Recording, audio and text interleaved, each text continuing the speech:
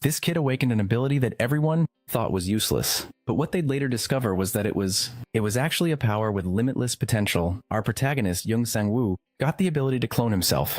And what could a chubby guy like him possibly gain from that? Absolutely nothing. The protagonist went back home. His job was to play a famous game and sell his achievements. Curious about his new power, Sang-woo decides to test it out.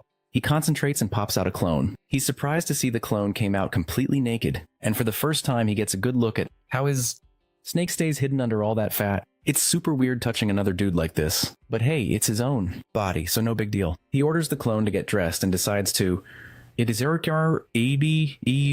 test if it will take commands. Sang-woo makes the clone kneel and stand up a few times. Just as you'd expect, the little fatty was out of breath after only 5 reps. Just as he thought, a weak-ass clone is useless. His life was over. But then he noticed a system window pop up saying his vitality had increased by 0.01. Fast forward 1 month, and this was Sang-woo's body. He was running so much that the regulars at the park started to think something was off, like, that dude ain't right, but the truth was the real Sang-woo was at home. In just 30 days, he'd lost 20 kilos. He had discovered some incredible things about his power. The clone's exhaustion and pain didn't affect him at all. If a clone pushed itself so hard that it died, it would just, poof, disappear. The most impressive part, he gets all the positive effects from his clones, and they always look identical to his new physical form. He can also give his clones orders telepathically. His slave number 1 was out running and was suddenly ordered to stop and do push-ups. And lastly, clones can't make more clones. If they could, the world would probably explode with billions of them. Sang-woo made his clone train for a month straight without a single break. Sick, massively improving his stats and his physical appearance. But a guy can't live on just training and spending money. Sang-woo needed to work and make some cash. He decides he'll get a job and take his clone with him to earn double the salary. His clone 1 will act like a normal person, and his name will be Gyeongdu. One of the people there is an acquaintance of the protagonist. So Sang-woo just tells him he brought a friend along for the job. The acquaintance, Deokchil, tells them they need to check in at the main building. Sang-woo is nervous. It's his first time doing something like this. This can't be a crime, right? If he's doing double the work, it's only fair he gets double the pay. After a few hours, our boy was getting a real taste of the working man's life. His clone 1 was grinding hard, unlike him. The clone works itself to death, so even when it's exhausted, the damn thing just won't stop, he thinks. It's going to be a problem if clone 1 just up and dies in front of all these people. I won't get his paycheck after all. By the end of the day, Sang-woo was the one who felt like he was about to die,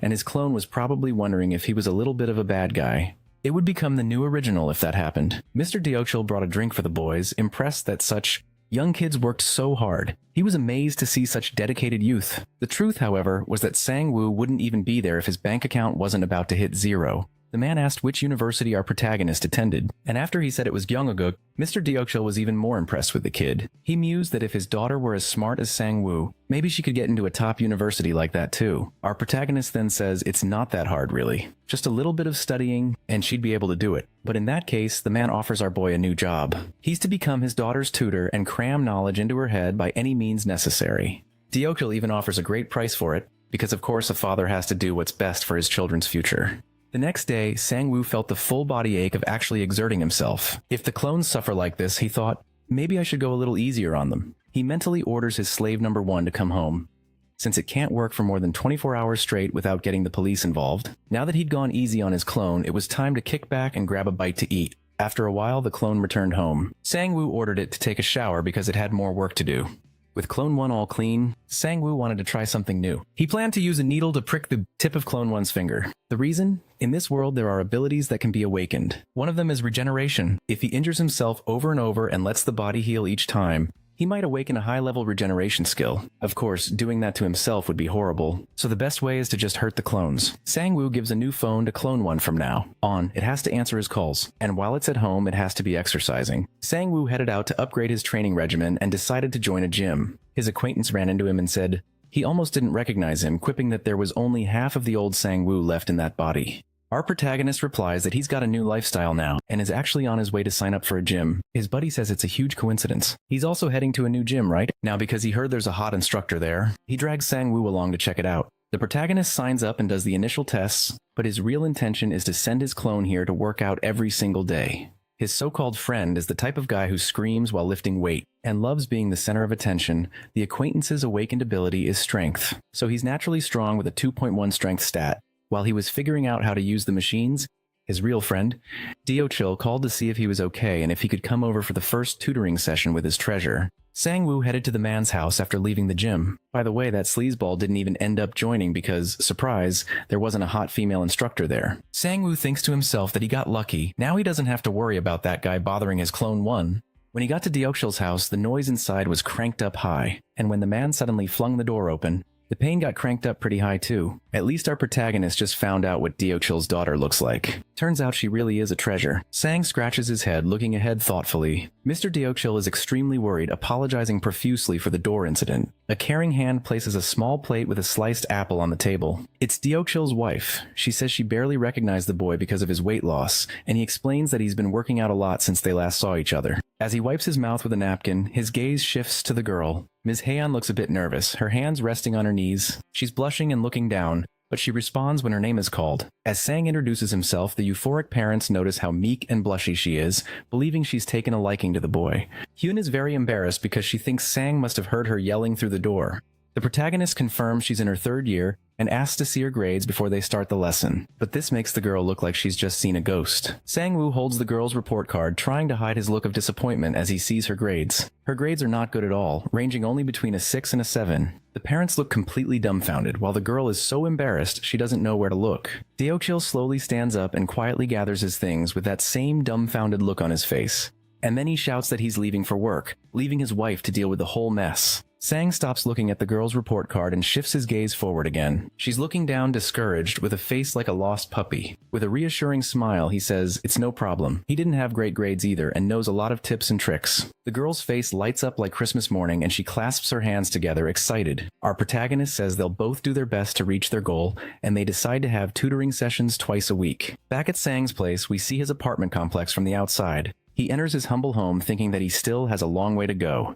Remembering his tutoring sessions with the girl, the scenes flash through his mind. Hyun seems very dedicated and hardworking, and she accepts all of her tutor's advice. Putting his coat away, he reflects that it's lucky the girl is smarter than he expected. As he sits down at his computer, he realizes that number 1 must have gone to work. He reflects that for now, he's given his clone a cell phone, but if the number of clones increases, managing multiple phones will be a huge hassle. Sang starts browsing a site called Hunter Web, which offers dungeon tips, party finders, skill information, and a marketplace for buying and selling. His goal is to search Hunter Web for a skill related to his own. He sees various ads, people looking for skills, scrolls for sale, and other things. And in shock, he does a spit take when he sees a skill being sold for 100 million won. Another telepathic skill is also for sale for the meager sum of 400 million, and he can't hold back the tears. But the boy reflects that if he had that kind of money, he'd rather buy a house than a skill. Leaning his head back in his chair, he lets out a hopeless sigh. For him, it will take a very long time to save up that much money for a skill. He wonders if hunters really make that much. He checks his bank account on his phone and once again sees how empty it is.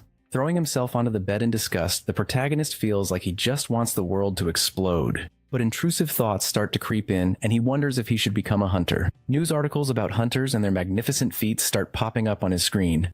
He stands up, lost in thought, and not quite sure what to do. Sang starts to think that his cloning ability is amazing, and that he shouldn't just let them do manual labor. Grabbing his coat, the determined boy has a new idea in mind. He gets dressed and decides that he's going to try to become a hunter now. His vitality increases. In the 2000s, portals appeared and monsters poured out of them. More than half the population died. It seemed like humanity would be wiped out forever. But in the midst of all the disaster, humans with special powers began to appear, and with them on the front lines, humanity won.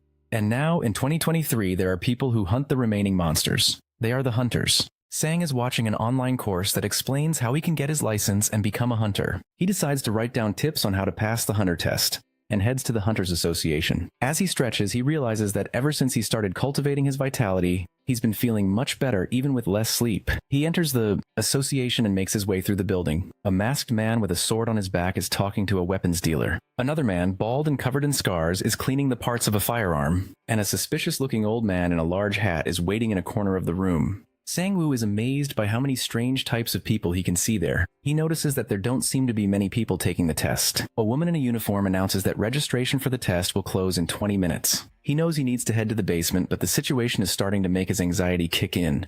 He arrives at a room with a sign that reads, Hunter License Test Room. With a trembling voice, the protagonist opens the door and says, "Excuse me." Incredibly, every single person in there was either super intimidating or just plain bizarre. No exceptions. Sweating like a pig, he wonders why there are so many people here. Two sinister-looking men laugh at the protagonist for saying, "Excuse me," as if he were some kind of fool. Someone in army boots approaches with firm steps. A scarred hand grips the table tightly. The man is a C-class hunter named Han Myung-won, and he will be the proctor for the license test.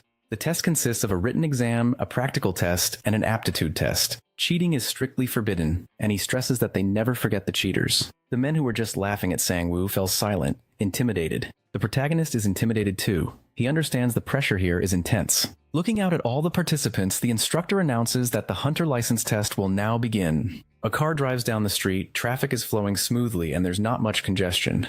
A person on a headset replies that they'll deposit everything before the end of the month. The person on the headset is the car's driver, and he tells his boss to calm down because he's no rookie at this job. But his boss screams through the headset, making the poor guy's ear hurt. The driver's name is C.O. Kang, and he works for the JM agency. He knows his boss is going to kill him. He says that money isn't coming in, but there are many places it needs to go. Looking at his watch, he notices it's 15 minutes to 8 o'clock. The hunter's exam is almost over. He keeps driving across a bridge as the setting sun bathes the entire scene in orange. Someone raises their arm with a bracelet, and a status screen announces they've passed the exam. That someone is Sang-woo, who looks confused as he realizes he made it. Everyone told him it was easy, but he never imagined it would be this easy. The written questions were pretty easy, and he only had to memorize a few things. They give you plenty of time to train for the practical test, and the target is super close. And the aptitude test feels more like a middle school ethics quiz, with questions like if he's ever thought about shooting someone.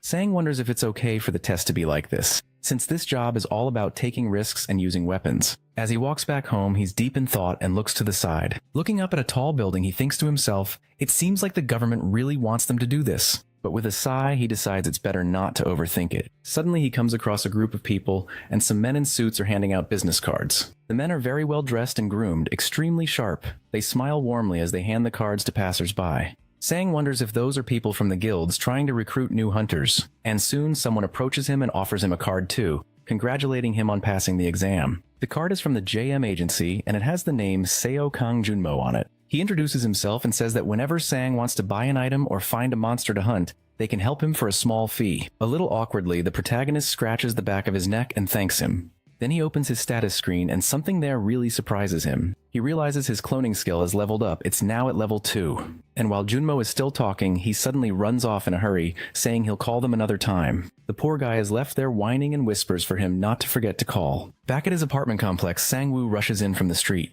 He puts a hand over his face and is making some suspicious sounds. The boy is completely euphoric because now he can make 2 clones at once. His new clone is being created just like the first one. It appears in a cloud of smoke. Now there are 3 Sang-woos, and he says he's counting on the good work of his new clone. Number 2, showing the small card he got from the JM agency, he says that now they are all ready to become hunters. Junmo tosses the remaining cards onto the car seat and says he's finally handed out almost all of them. Adjusting his tie, he's hoping they'll contact him soon. Thoughtfully, he looks at his own reflection in the car window, watching the night. We now see a gigantic building, the Haesong Guild official building, Korea's number 1. A document with some highlighted information is lying on a desk. A man drinking from a mug says they need to arrange the payment according to what's on the list. Junmo takes the document and says that's fine. But as he looks over the information more carefully, something worries him. In the total payment field, prices for slime fluid, horned rabbit horn, and troll fluid are listed. Sweating, he holds the paper a bit confused and starts to ask a question. He noticed the amount looks weird, but before he can finish his sentence, the other man cuts him off, calling him Junmo.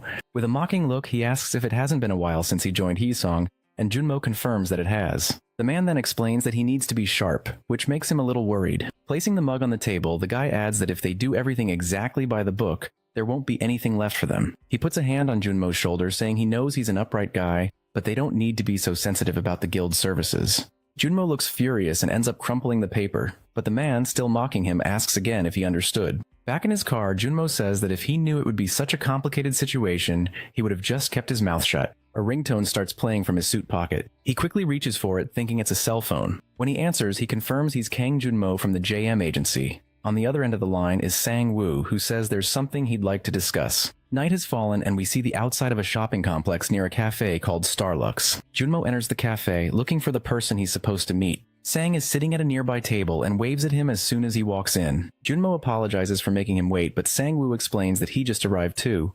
The man asks if they're going to get something to drink. A cafe employee is near the register, and Sang says yes, he'd like to get a drink. They ordered an iced coffee that looks delicious. The man confirms if Sang wants to go on a safe hunt, one that even a beginner could handle. Sang says yes, so the man asks what his skill is. With a serious expression holding his coffee, the protagonist says it's cloning. Placing a hand on his chin, Junmo thinks he's heard of this skill before, one that creates an illusion that can do anything. As Sang chugs his coffee in one gulp, Junmo thinks that for a rookie who makes illusions, it would be physically difficult for him to be useful in a hunt. But he says it's a good skill anyway and hands over the contract for him to read. The first hunt is recommended to be in slime territory. They aren't dangerous, but when eliminated, they release a toxic gas, so masks will be necessary. Sang uses his phone to take a picture of the contract and says this will be a piece of cake for him. The second would be in the Horned Rabbits area. It's possible to hunt there for long periods, but since they're hard to catch, it'll be tough to make a lot of money.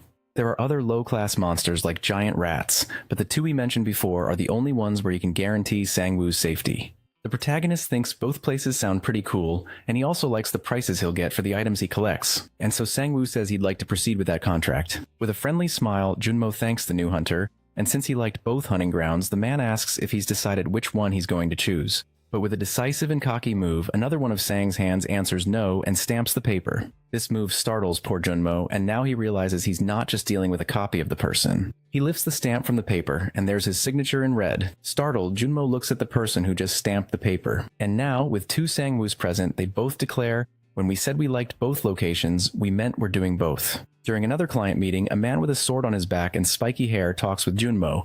He says he heard the man's ability is cloning. The man looks like a masked ninja not showing his full face, and he confirms that it's true. Junmo asks to see his cloning technique, and upon seeing the demonstration, he is amazed by what he has just witnessed. The ninja swordsman sheathes his sword back on his back, and his several other clones surround him all in a battle stance ready to attack. But Junmo realizes that something isn't right here, and he gets worried, and the clones created by the ninja lunge forward in a precise sword attack. The blades seem to pierce right through the body of the original ninja, who's sitting in the chair. Poor Junmo covers his face, unable to watch, and begs them to please calm down. With his eyes watering and his heart racing, he looks forward again.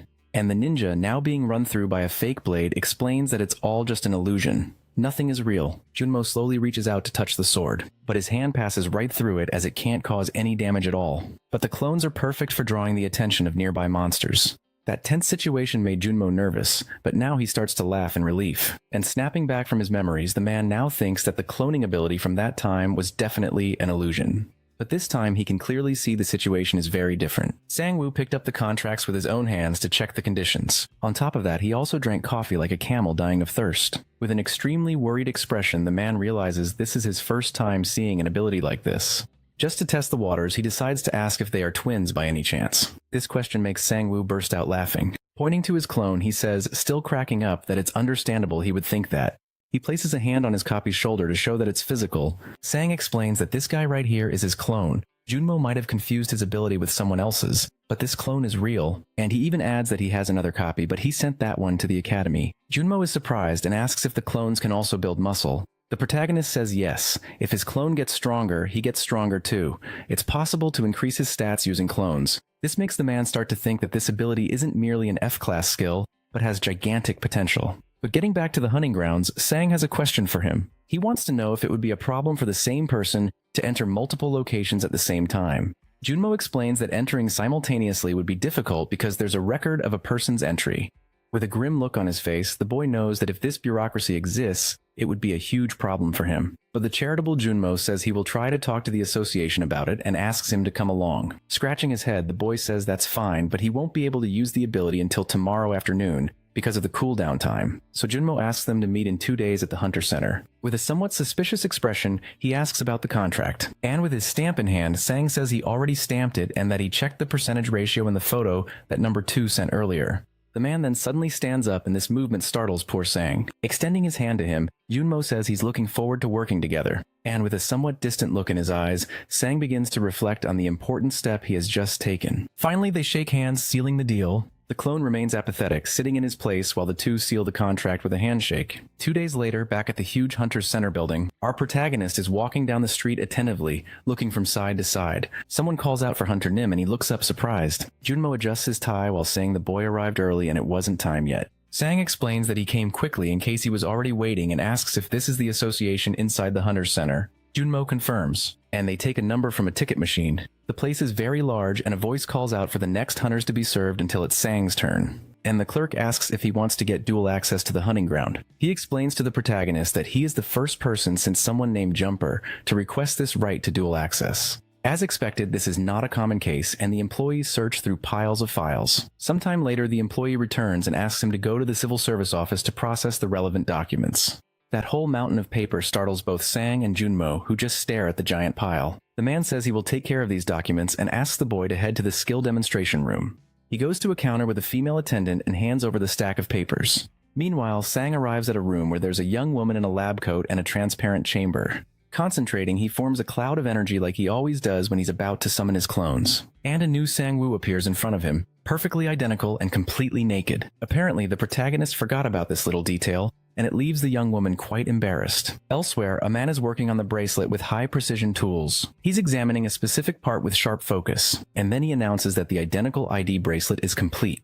Now the clones can access the hunting grounds by scanning their fingerprints. Simultaneous entries and exits are possible, and wherever he enters, the clone can enter too. The excited man says this is an unprecedented ability, not just in Korea but in the entire world. Sang finds the man's attitude a bit invasive, grabs his clone, and says they're leaving. The man is a bit disappointed as he believed the clone could have been an excellent test subject. Sang-woo meets up with Junmo again and says that the authorization request is finished. Now all the preparations for the solo hunt are complete and he and his clone are ready. Junmo asks if he's heading to the hunting ground now, and he says yes because his schedule is free today. The man asks why he's hiding the clone with a mask, and the protagonist explains that there are a lot of people interested in him. But while the two are talking, someone is watching the three of them from a floor above. It's a person with a sinister aura showing a malicious smile. This person is the Haesong Guildmaster, Shin Hye-sung. He scratches the back of his neck and says he was wondering who it was and found out it's Junmo. And then he yells Kang Junmo's name from above, grabbing the guy's attention. A loud noise comes from upstairs, a huge crash. And surprising everyone on the floor below, the guild leader jumps from the upper level,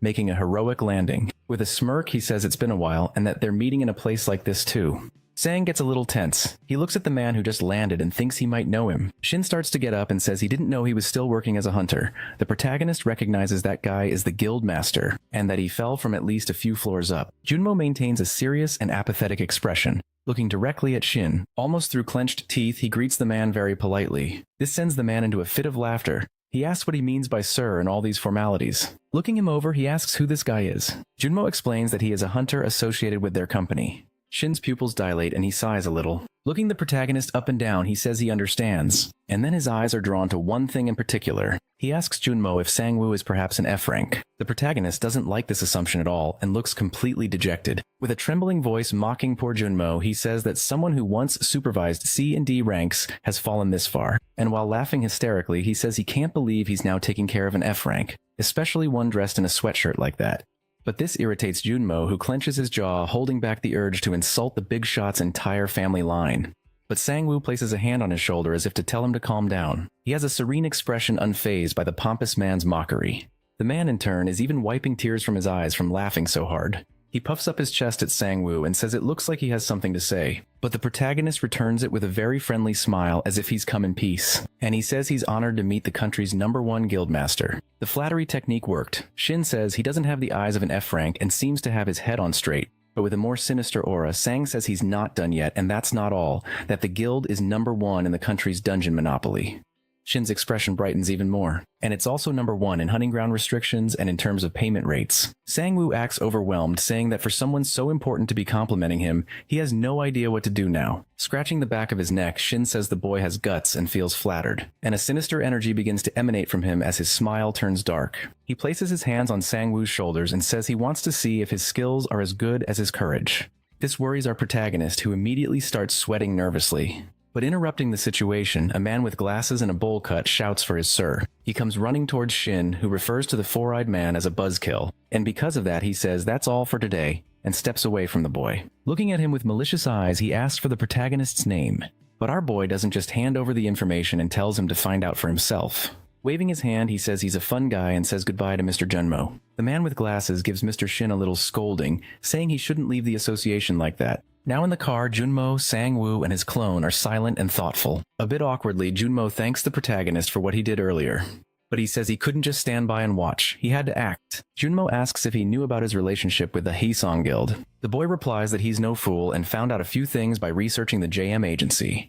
He says he had trouble finding material, but managed to find a rumor that Junmo was fired from the guild. Some pages show people commenting that the guild is horrible, among other cruder insults. And Sang-woo adds that there were comments telling people to never join the JM agency because they would be targeted by the Haesong Guild. So, a little confused, Junmo asks why he chose this agency, and with a sly grin the boy replies it was because of the very good payment rate. The clone as usual is mute and silent, just looking out the car window. Besides, the protagonist says he can trust Junmo if there's anything he can't handle in the industry, and with the guild. The man is flattered by this show of trust and grips the steering wheel firmly with both hands.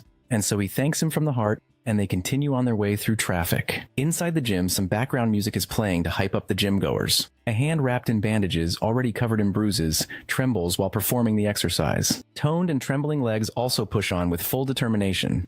It's Sang's clone, completely focused on the exercises, which even makes the other people at the gym worried. The instructor bites his thumbnail watching all that unusual effort. A woman approaches and asks if it's okay for him to keep pushing himself like that, but the instructor explains that he tried to talk to him, but he won't listen.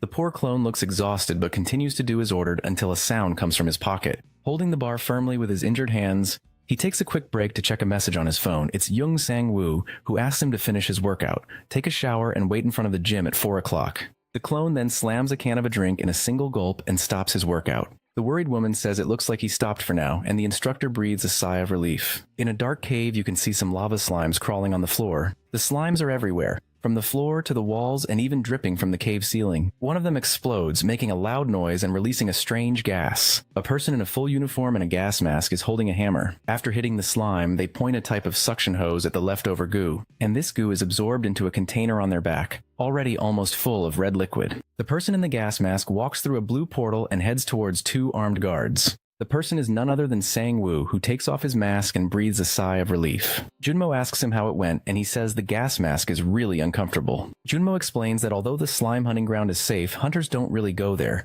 and the profit isn't great either. Looking at his damaged glove, Sang realizes he probably won't be doing this for long. He has to fill the container and unload it, but no matter how patient a person is, it's hard to endure for more than 6 hours. Junmo says he could last more hours if he had a better gas mask and good quality equipment. Sang is pretty sure he couldn't even stand it for 2 hours, let alone 6. But with a brilliant idea, he points to his clone and asks what if he went in his place. And without a shred of pity, the boy shoves a gas mask onto the clone's face. He also firmly ties the laces of his combat boots, and puts on his gloves to protect his hands from the elements. Proud and full of hope, Sang-woo says goodbye to his clone and wishes good luck to number 2. And without wasting any more time, he asks Junmo if they can go to the Horned Rabbit hunting ground now.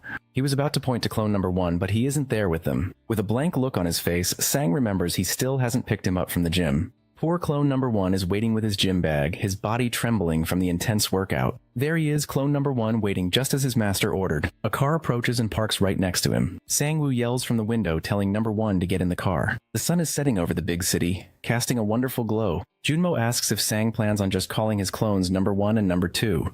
The protagonist explains that since they're all identical, things would just get confusing if he started giving them creative names. The man agrees, saying that since they're clones, names aren't really necessary anyway. Changing the subject, Sang-woo says he heard that people normally use guns to hunt the horned rabbits. Making a gun gesture with his hand, he asks if he'll need to prepare any special equipment for that. Junmo explains that he can use his own gear, but there's also equipment available for rent at the hunting ground, though it's not free. But he agrees the boy will need his own equipment eventually. Since rented gear can only be used on site, it's easier for the owners to retrieve it. With his hand on his face, Sang starts to think until he hears something. The man tells him they've arrived. That's what the sound was. Now they're at the Ujung-san field, filled with battle tanks and all sorts of military hardware. The guards securing the area are heavily equipped and armed. One of them is holding light sticks, signaling the way for tanks and aircraft. Sang realizes the place is enormous. It's nothing like the slime hunting ground. Junmo explains this is the famous field where a monster invasion once took place. Putting a hand to his chin, the boy thinks he's heard about this before. Normally, portals are disconnected from the outside world, and most hunts happen after the hunters have already gone inside. However, in some cases, a monster comes through the portal and destroys the surroundings, turning the area into a battlefield. And 5 years ago, a monster invasion happened right here. Most of the strongest monsters were defeated, leaving only a few F&E class ones behind, so it's a great spot. Worried, Sang asks if there will be any complaints about the noise. The two get ready to enter the field, stopping at a weapon rental shop. A scowling attendant shows them a powerful gun and says it'll be 700,000 won in total. Wincing at the price, Sang knows that's a ton of money, but he hands over his card. Junmo explains that the ammunition is the biggest expense, but if he manages to hunt just one horned rabbit, everything changes. They're that valuable. The area is divided into sections, even inside the field itself, and the spot they're heading to is on the 3rd floor. They reach the spot, and the man in front announces that they've arrived at their destination. And while they're standing there, a deafening blast erupts. Junmo claps his hands over his ears. The field has a surprisingly pleasant vibe. There are people shooting and others eating on the side, resting and taking a break. A long-haired man smoking a cigarette is holding a gun, complaining that he missed again. And another guy wearing a bucket hat is holding a horned rabbit he just hunted. He already has a few in his bag, the result of a very successful hunt. This impresses our protagonist, who was told that hunting even one is a huge challenge. Sang-woo's spot is number 4, so Junmo points out where the boy needs to go. As they get ready, the man asks if he's confident in his shooting skills. Sang-woo assembles his gun and lets out a smug laugh, asking Junmo who he thinks he is. Getting cocky, he says he only missed 3 shots during his shooting test, but the target back then was much closer. He finishes assembling the gun and says he feels very sorry for the horned rabbits. And to protect his ears from the gunfire, he puts on a pair of earmuffs. As he aims his rifle, he declares that the rabbits won't be able to escape the aim of the eagle eye of Ujang-san. For a moment, Junmo is just glad everyone there is wearing ear protection. The protagonist manages to spot a rabbit standing still in the field. He shouts at the top of his lungs that he found one, and his speed surprises Junmo. Calmly and sharply, he zeroes in on the center of his target. Then with the utmost care, he squeezes the trigger. As he fires his first shot, he thinks to himself, the hunt begins now. 3 hours later, night has fallen over the hunting ground and the sky is dark. Our protagonist looks like he's seen a ghost, his eyes wide with shock. He didn't manage to land a single shot and he's devastated. Utterly disappointed, he slumps into his chair and says that it makes sense. He felt like his aim was perfectly fine, but the rabbits have very long ears and extremely sharp hearing, so they can detect the shot before it even arrives. And given the distance from the tower to the field, they have time to escape. Frustrated, Song explains that the moment he tried to fire, the horned rabbit bolted. Agent Junmo also had to leave because it was getting late. Unfortunately, he didn't even make back the money he spent on ammo. He wonders if he should just call it a day. He calls out for number 1, who promptly answers his master. Sang orders him to hunt the rabbits with the gun. Whenever he catches one, he's to send Sang a message, and if he runs out of bullets, he should call. Disappointed, the poor protagonist sighs, hating that he has to resort to this. And so he decides to head home since his day is over. Back in the comfort of his home, he's in bed looking at his status screen. He notices small increases in his mana, which are happening because number 2 is hunting slimes very effectively. Eagerly opening his overall status window, he sees the significant boosts taking place. His stats are increasing constantly, but something is worrying him. He remembers what happened earlier with the leader of the Hissing Guild who almost got him into serious trouble. Closing his eyes and trying to calm down, he knows he still has a long way to go. The boy is starting to get sleepy. He yawns after such an eventful day. But he can't stop thinking about those pesky little rabbits that managed to get away from him. Sang's eyes snap open again, finding it hard to relax. He just hopes number 1 can catch at least one horned rabbit to make the investment in the gun worthwhile. Finally, he turns over in bed and seems to be drifting off to sleep. But then his phone screen lights up, and a few message notifications pop up on the screen in the middle of the night. Among the 46 unread messages, many of them are from his clone who managed to hunt some rabbits. It's a beautiful day in the city. The sky is partly cloudy but still mostly blue. We see a shop in a building complex surrounded by various signs. Junmo is lost in thought, his arms crossed as he gazes out the window. A ringing phone shatters his peaceful moment. He answers promptly, identifying himself as from the JM agency. The voice on the other end asks if this is the agency for the hunter, Jung Sanwoo. The person introduces himself. He's the manager of the slime hunting ground. He asks Junmo to come quickly and stop Sang. When Junmo asks why, the man explains that Sang has been hunting for 24 hours straight, and he's completely lost it. Worried and with a noticeably shaken voice, Junmo says he'll be there as soon as he can. Meanwhile, our hero is just waking up from a very nice nap. Upon checking his phone, he notices he's received a few messages and that number 1 has run out of ammo, and suddenly his eyes go wide as he checks his notifications. He wonders why he has so many messages piled up. Sang looks like he's just seen a ghost, his eyes glued to the screen. The agent has already arrived at the slime hunting ground, and he's also wearing the same shocked expression. Huge tanks of slime liquid are completely full. The hunt was extremely successful. The man wonders how he was able to fill all these storage containers in just one day. The other soldiers approach a masked man, seemingly worried about him. A red liquid starts to drip from the man's mask. Junmo takes out his cell phone and makes a call, thinking this is really not the time for this. On the other end of the line, Sang answers the phone. Frantically, the agent tells him his clone filled all the containers, and they're about to clear everything out, so he needs to order the clone to stop hunting. Sang is happy to hear this, but then he asks if the cleaners can also head over to Ujang-san, and Junmo asks what he means by that. And then we see a massive mountain of hunted horned rabbits at the location. The protagonist explains that the monster carcasses are blocking everyone's way. A man there says he can't even count the number of rabbits. Everyone is shocked. Another person whispers that no one would notice if he took one. Clone number 1 is sitting at his post wearing a cap and mask like any other man, but with his hands dirty from all the hunting. Then a man in a suit approaches him, holding out a business card. He says the clone has shown incredible skills. The card has information for the Brown Bear Guild. The leader is Kim Byung-sik, and before the clone can accept the card, the man asks if he's already part of a guild. But the clone remains completely silent, ignoring the man's questions. Shaking with nervousness, the man in the suit tries to stay calm, knowing that most talented people are a bit weird. Another man in a suit nearby crosses his arms and just says, "No, no." A line of men in suits is right next to them, and they've all tried to talk to the clone, but he says nothing. Then he realizes they are all recruiters from major guilds. While the men in suits are talking, Sang approaches the clone and hands him a small green box, and in a low voice he tells him it's more ammo. Still whispering, he tells the clone to keep hunting, and if the agent shows up to let him handle the carcasses. The protagonist pats his clone on the shoulder, praising him and saying, "That was really good." And for the first time, we see some kind of emotion from the clone. He looks genuinely happy to receive a compliment. And without further delay, he reloads his weapon with more ammo and gets ready for more. Everyone around is stunned to see him getting ready to hunt again. But many there are eager and curious to see how this mysterious man operates. Some even start filming. Far from there, Sang starts to think that he might have underestimated what his clones are capable of. Right now, the clones are receiving 50% of his stats, which means they can do 50% of what Sang can. But their ability to act like machines, without any hesitation,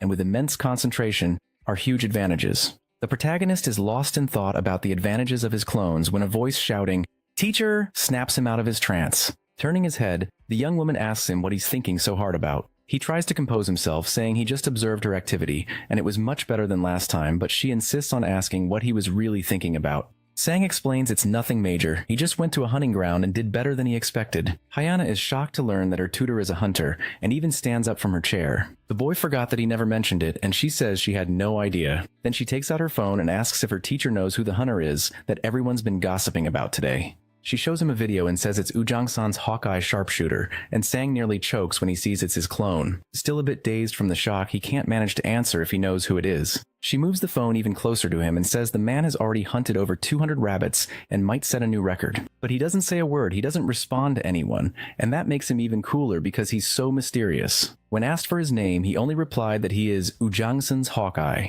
This information makes Sang's face sink. The young woman says she thinks the hunter is really cool and that her real dream is to become a hunter too.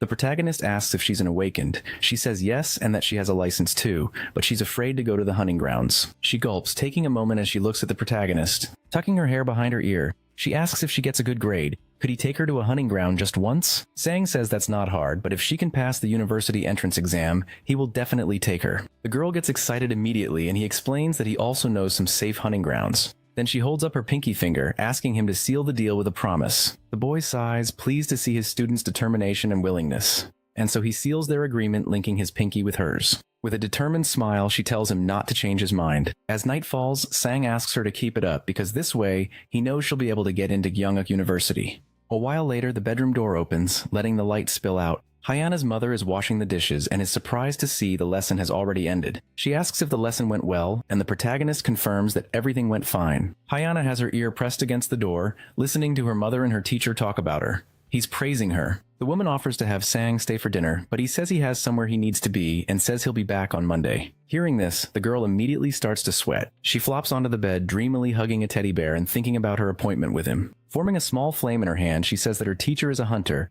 and thanks to that, their conversation today was great. At first, she didn't like the idea because he was someone her father knew, but now she's changed her mind. She starts to remember her teacher's smile and her heart begins to race. He's kind, considerate, and on top of that, she thinks he's a great teacher. The girl also remembers the sincere smile Sang shows her sometimes during their lessons. Clutching her teddy bear tightly as she blushes, she thinks that he's pretty cute too. But suddenly the girl's expression changes. She turns red and sighs. She sits down in her chair with a more serious and determined posture and decides to study harder. The night is calm and quiet, the sky is completely dark, and our protagonist is at the hunter base. He's in an elevator, wondering if the carcass collection is over yet. Junmo is already there waiting and is surprised to see the protagonist. Seeing his agent, Sang asks if he was there too. Nearby, several men are carrying boxes. Junmo explains that he was checking on the collection process and asks where Sang was. Sang explains that he was working as a tutor. A man carries a large, horned rabbit on his back. The agent says he's called collection teams to many fields before. but this is the first time he's ever called such a large number of carcass collection teams just for horned rabbits. The total was 352, and collecting all of them requires a lot of people. Several men are working on it right there. Junmo asks if Sang has checked the payment he sent, but Sang says he hasn't seen it yet and will check it now.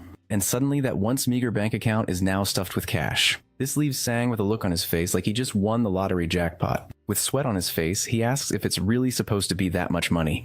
Junmo explains that his skills surpassed E rank, so he adjusted the payment to the 83% rate used for E rank hunters.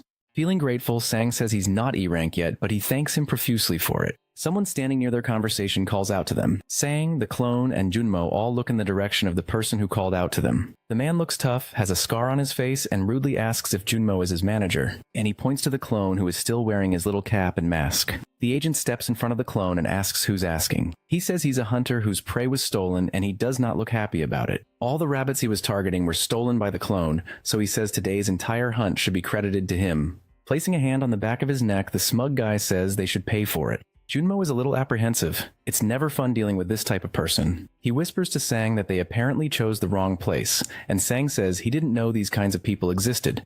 Placing a hand on his chin, our protagonist starts thinking about what to do in this situation. Then very quietly, he tells his agent he has an idea. The opportunistic jerk watches the two of them talking and asks what they're whispering about. But holding out his hand, he says he's a man of scruples and will accept just 10% of the total payment. As if his soul had just left his body, Sang just looks completely dumbfounded. The man asks if he's laughing and if he thinks he looks like some kind of clown. Sang puts a hand on his clone's shoulder and tells the man not to worry because he won't be back here for a few days. He tells his agent they should go, but the man gets irritated and refuses to back down, saying he's not finished yet. The two of them simply ignore the man and walk past him, with Sang saying they're going to the nearby cafe. This makes the guy extremely furious. The veins on his forehead start to pop out. Then he winds up for a big punch aimed right at the protagonist, screaming at him not to ignore him. And quickly, Sang orders number 1 to act. The clone's eyes glow like a newly activated robot, and the clone steps in front of the punch that's just about to hit the protagonist. The punch lands with full force. He's thrown backwards by the impact, and the man looks a little confused.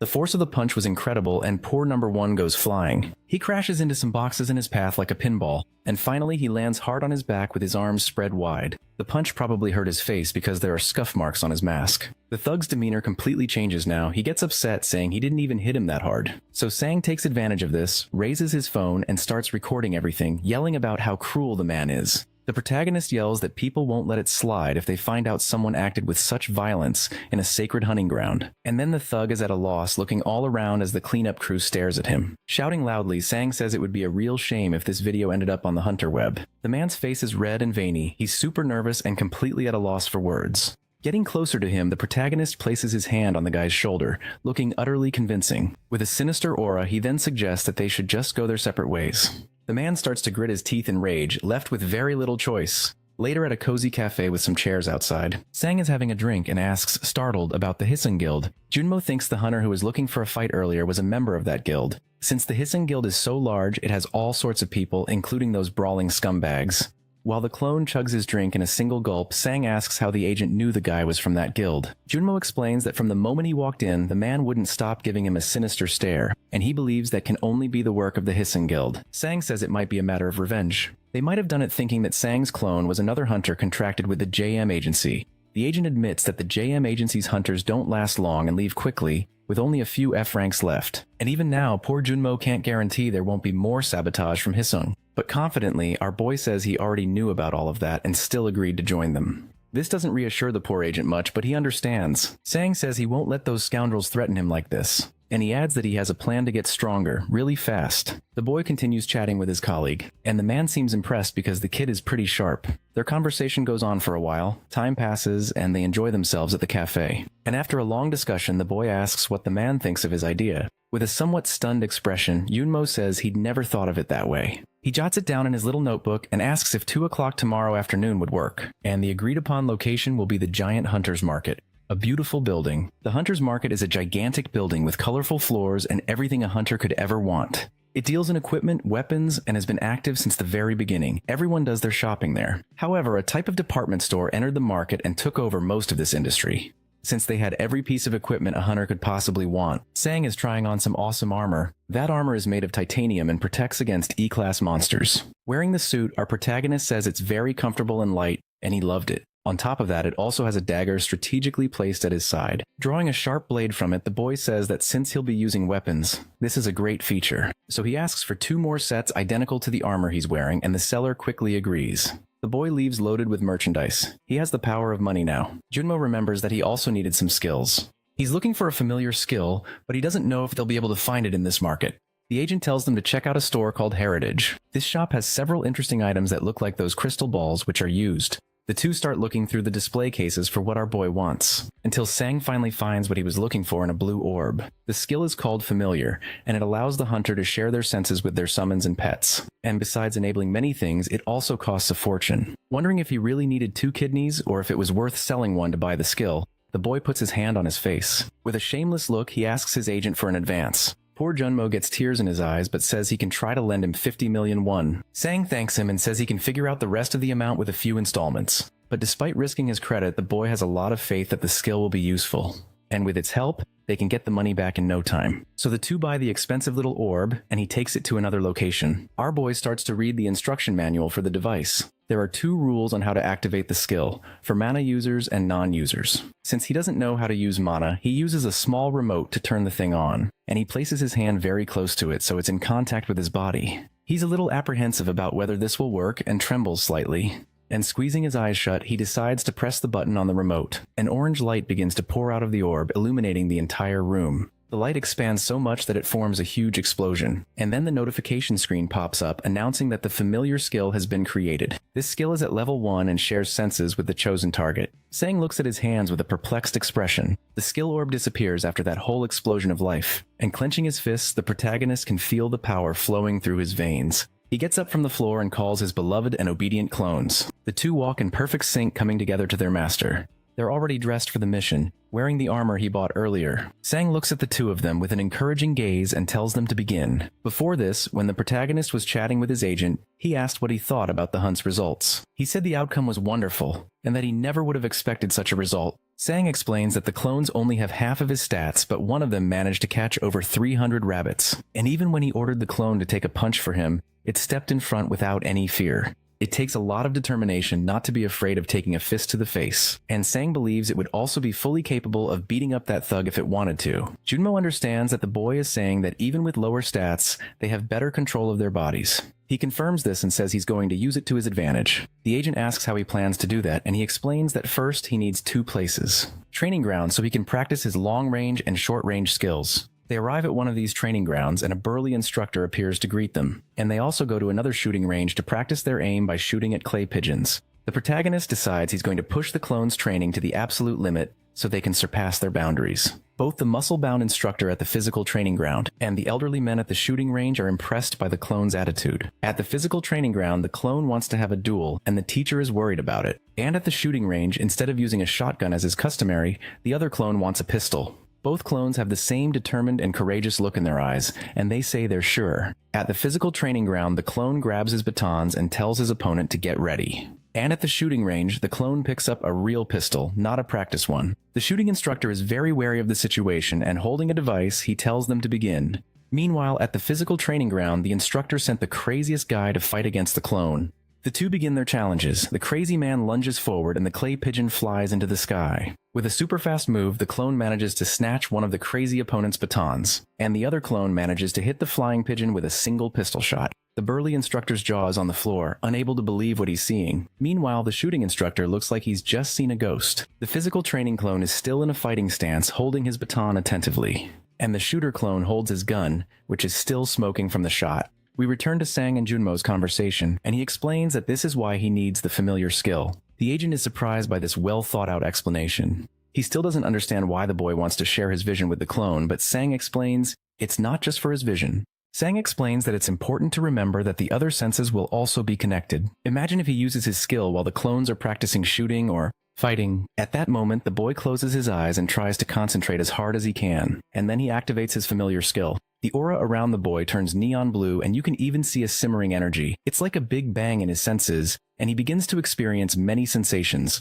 He can see his clone who is fighting with the baton, and he can also see the wild opponent approaching with full force. The protagonist can see the fight from a distance as it happens in real time. He can control the angle of his joints and his body's balance to dodge attacks. and with that, the clone manages to avoid the blow with ninja-like reflexes. The movement of muscles and the flow of force are also controlled by Sang. In addition, he also controls the breathing during the preparation for the shot. This makes his clone's aim and dexterity infinitely better. The aim and the direction of vision are also strategically modified. The clay pigeon seems to move in slow motion, making it much easier to hit, and Sang can do all of this for every single one of his clone's movements in their entirety. He is still with his eyes closed, concentrating on every move. Now he slowly opens his eyes, returning to his reality, and with a determined smile, he knows that now he can have them all. As he uses the familiar skill, the aura around him forms a blue flame. Convinced it was a fantastic deal, he looks at his hand, proud of his skill. The experiences he just had were magnificent, like the rush of air as the opponent's staff passed by his face, or the smell of gunpowder and the kickback from the gun he fired, and he can even feel the fatigue his clones must be feeling. But he didn't move at all. He just shared their senses, and he got to experience the movements of his clones, who have bodies identical to his own, so it's as if he could imitate any of those movements right now. A status screen suddenly pops up, notifying him that his strength and cooldown time have increased. He decides to reconnect with number 1 and see who he's fighting, and again he closes his eyes and starts to concentrate to activate the skill. Sang once again unleashes his flaming blue aura, releasing his power. We can see several punching bags around the place. He has just transported himself to the gym. Number 1 is in a battle stance, holding his staffs and looking at his opponent. This opponent also uses 2 staffs. It's that man in the kimono who looks like one of the strongest fighters. Sang can see that this opponent might be quite a challenge. The other students in the dojo are shocked to see that the trainer is going to fight personally. Both opponents prepare to start the fight. Number 1 starts the battle with a precise strike that immediately knocks one of the trainer's weapons away. The blow is extremely powerful, knocking the muscular trainer off balance, and in his thoughts, the big guy believes he lacks experience with staffs in his attacks. But his defense is different. It seems like he's able to predict every attack. This worries the trainer, and he begins to focus more. The veins on his face bulge, and with that, he manages to land a direct hit on the clone's staff. This makes the clone feel the impact, and his arms tremble slightly. He raises his arm with phenomenal strength that even startles the instructor. The 2 opponents bring their faces close in a sinister stare down. The instructor is amazed by the force of the attack and by his ability to copy his move in an instant. Things are looking bad for the big guy, who starts to worry about his chances of winning the challenge. So he unleashes a last resort move with his arms, but the clone manages to dodge. The crowd goes wild, unable to believe he managed to dodge it, and taking advantage of the instructor's open guard, he makes his move. He manages to land the blow, which hits the staff but also affects the man's shoulder. Shocked, the instructor feels the impact of the attack as if smoke were rising from his staff. He realizes he's also been cornered. The wall is right behind him. Seeing he has the advantage, number 1 already prepares his next attack, but the instructor hasn't shown all the tricks up his sleeve yet. And using the wall for support, he manages to do a flip and dodge the blow from above. This move greatly impresses Sang, whose eyes go wide. The brawny man lands from his jump right behind the protagonist's clone. With his eyes glazed over and ultra-focused on his movements, he's still ready. The students there are proud of their trainer, but they know it was a close call. Meanwhile, poor Sang feels the result of his last attack, an excruciating pain in his wrist. As he gets up, the trainer says that last blow was very dangerous. He asks number 1 if he still wants to continue. Through his thoughts, Sang asks his clone if he's okay, and the copy lowers his head, his face hidden by his cap. In an extraordinary leap, he performs the exact same move as the trainer using the wall for momentum. This leaves the other students present completely speechless, and the trainer too, who doesn't even know where to look. Sang speaks with his clone again through his thoughts, asking if he's going to continue. Number 1 finishes his jump exactly as the trainer did with a successful landing, and holding his staff close to his face, he politely asks to go again. Smiling, the trainer accepts the challenge, preparing his staffs. Sang has seen enough there and decides to switch to number 2. A blue aura forms around the clone, activating the skill. The target was shattered in midair, turning into tiny fragments. A blonde, well-dressed man laughs and asks if his darling saw that. A woman with long black hair claps and says she did, calling him dear. Sang prefers to stay quiet so as not to offend anyone, but he finds the whole scene pretty cringy. He realizes number 2 is so zoned in that he's even shooting at the targets of the people next to him. He decides to let it go and just focus on the shot. The well-dressed man asks for more targets. Now it's number 2's turn, and he gets into position at the shooting range. Sang makes sure his upper body is stable and readies his aim. He knows he needs to keep his body still and just pivot, following the target's trajectory. And then, when the sight and the supposed trajectory line up, he'll prepare to pull the trigger. And just like that, the clay pigeon shatters into pieces. Another point for our skilled marksman. The gun releases a puff of smoke after the shot. Number 2 is still observing the result of his skillful shot. Sang tells him to always remember every single detail. With a determined and ready gaze, shooter number 2 is on fire. The sky is already turning orange as the sun begins to set. Sang is focused, his flaming blue aura indicating that he's using his familiar skill. He opens his eyes with a serious, unfriendly expression. The boy is completely drained as switching between number 1 and number 2 is taking a huge toll on him. Looking at his own hand, he starts to see everything spin. His mana has run out and he's starting to feel very dizzy. Now it's time to rest. Now the protagonist is sitting on a bench. The clone's movements are pretty wild since they don't feel fear or hesitation. They just charge forward. Next time he wants to go with them to test what might happen if he tries it himself. Someone approaches the spot where Sang is sitting. A very familiar girl with purple hair passes by. It's Hyana, and she recognizes him and immediately calls out to him. The protagonist is surprised to run into her there by chance. Worried, he asks her what she's doing there so late at night, and she explains she was at the library. He's suspicious of her, but she angrily says she was doing her homework. A few strange men are watching them. A strange, tough-looking man smokes a cigarette while asking if this is the guy the other one was talking about.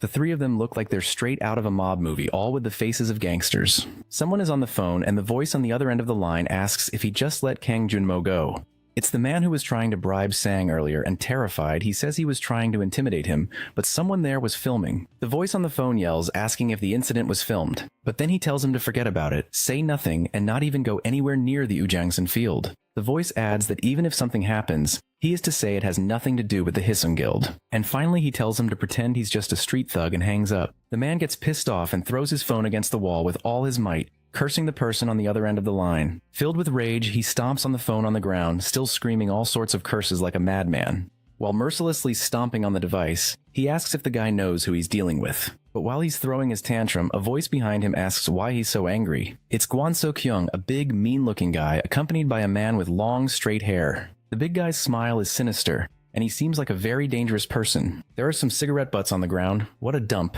The three of them are so weird and intimidating that people passing by prefer to walk around them. Hyung calls the guy kid and says he knew this would happen when he joined the country's #1 guild. Shaking in his boots, he asks if there's still work for him, and says the guild told him not to go near the Ujangsan field. Hyung turns to the long-haired guy named Chang Wan, who says he might have some part-time work for the man. But as they're talking, he notices Sang and Hyana nearby. Coincidentally, the two of them are casually chatting just a few meters ahead.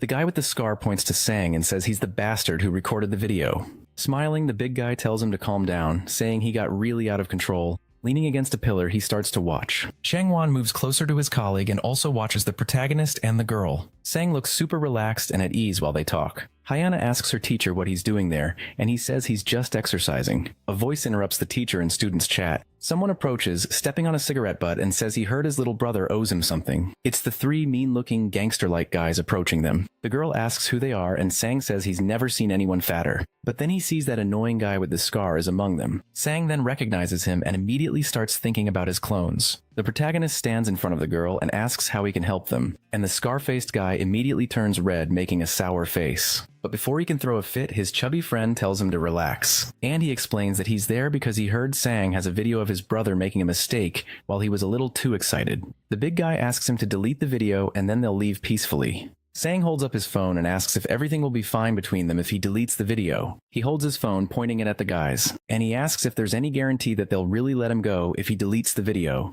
The hefty guy puts a hand to his mouth. Giving a very sarcastic little smile, he says he recognizes Sang isn't an idiot and that they really won't let him leave unharmed. He adds that the protagonist wasn't smart enough to delete the video when he filmed it, so now it makes no difference. Speaking very quietly, the boy tells Hyana to wait for the right moment and run. And he retorts to the guys, saying that, of course there's a difference. The boy is scared and didn't imagine he'd get into such a difficult situation so soon, but he gets into a fighting stance and says the difference is that he's going to beat the crap out of all three of them. Hyung laughs and admires the young man's confidence as Changwan runs towards him, and the big oaf orders his goons to give Sang a little pat. The protagonist manages to dodge the first blow, but it's 2 against 1 and it won't be easy. And the long-haired guy manages to land a blow right on the poor boy's head. Meanwhile, the other guy lands a solid kick on him. Feeling the impact of the blows, our protagonist is in serious trouble. Before he can recover, another punch hits his chin hard. Extremely worried, Hyana yells for her teacher, unable to help him. The boy falls to the ground after being hit by so many attacks. He's badly hurt and realizes things aren't going so well in his first fight.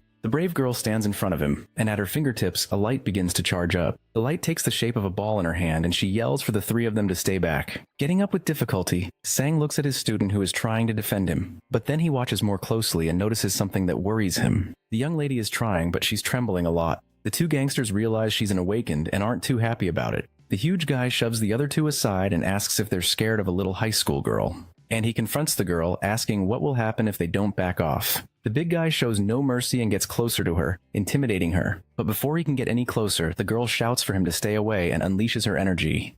The man's large, blubbery body is approaching her. The girl starts shaking in her boots, gritting her teeth with worry. And in a somewhat clumsy way, she unleashes a strike with her hand. The strike flies towards the big guy's swollen belly and hits him. This impact creates an explosion that echoes through the area, kicking up a lot of dust and smoke. The other two gangsters are worried about Hyung and shout his name. The smoke begins to clear after a moment. Hyung is still in one piece and says that first of all, the awakened are extremely common, and she shouldn't brag about it. The only damage the huge guy suffered was to his clothes, which are now torn and reveal sinister tattoos.